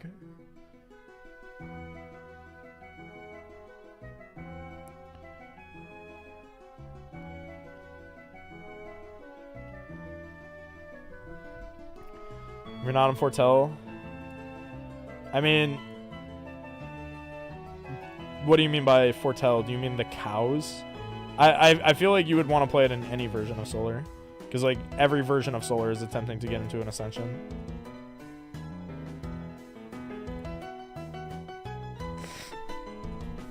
We'll find ways to beat Armadon. Oh, I'm sure.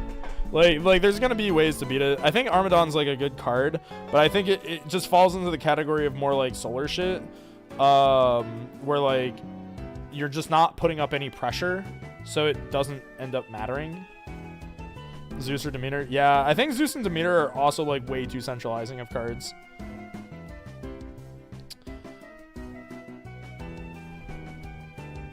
Kakare Cow is gonna go crazy.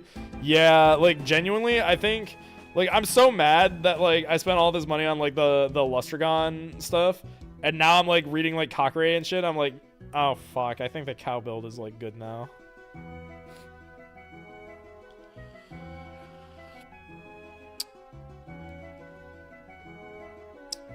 Solar Nexus relies on hard ascending. Yeah, I think it relies on hard ascending for like right now.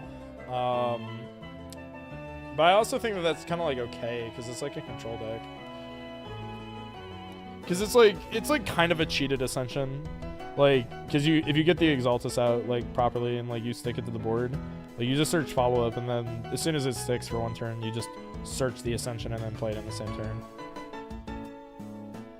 So it's like kind of a cheated out one. Like it's yeah, it's your hard ascend, but like you're still kind of cheating it out. Better options than cows, but Solar Foretell looks pretty good. Yeah, like I have to get into the tank on it. I definitely think that there's something with the Solar deck, but like Solar really needs to like find its niche. I think frankly what it is so like you know how we're like starting to experiment with putting Equilinks into other decks?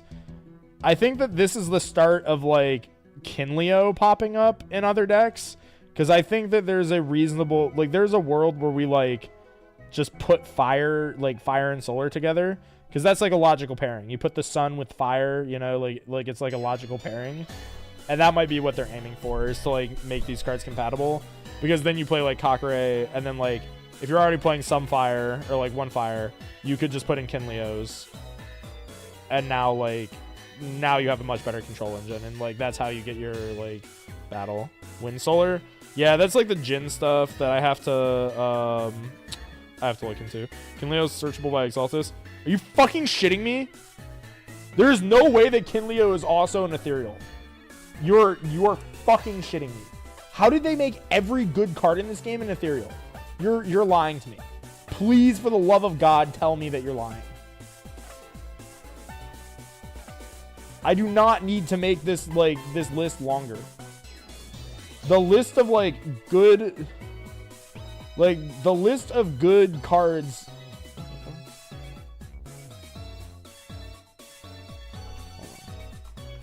The list of good cards that Exaltus searches is just egregious.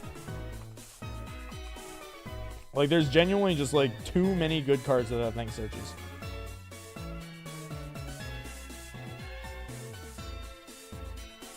Every playable card is searchable by Exaltus. It can't search Edward. That is like the one good card that it cannot search.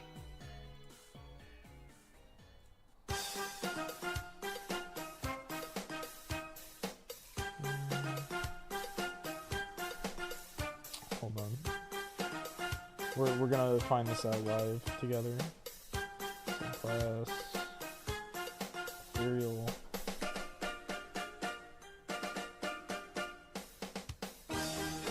As soon as I see Kinleo on this list, I'm ending the stream. Like if I see Kinleo on this list, I'm ending the stream immediately.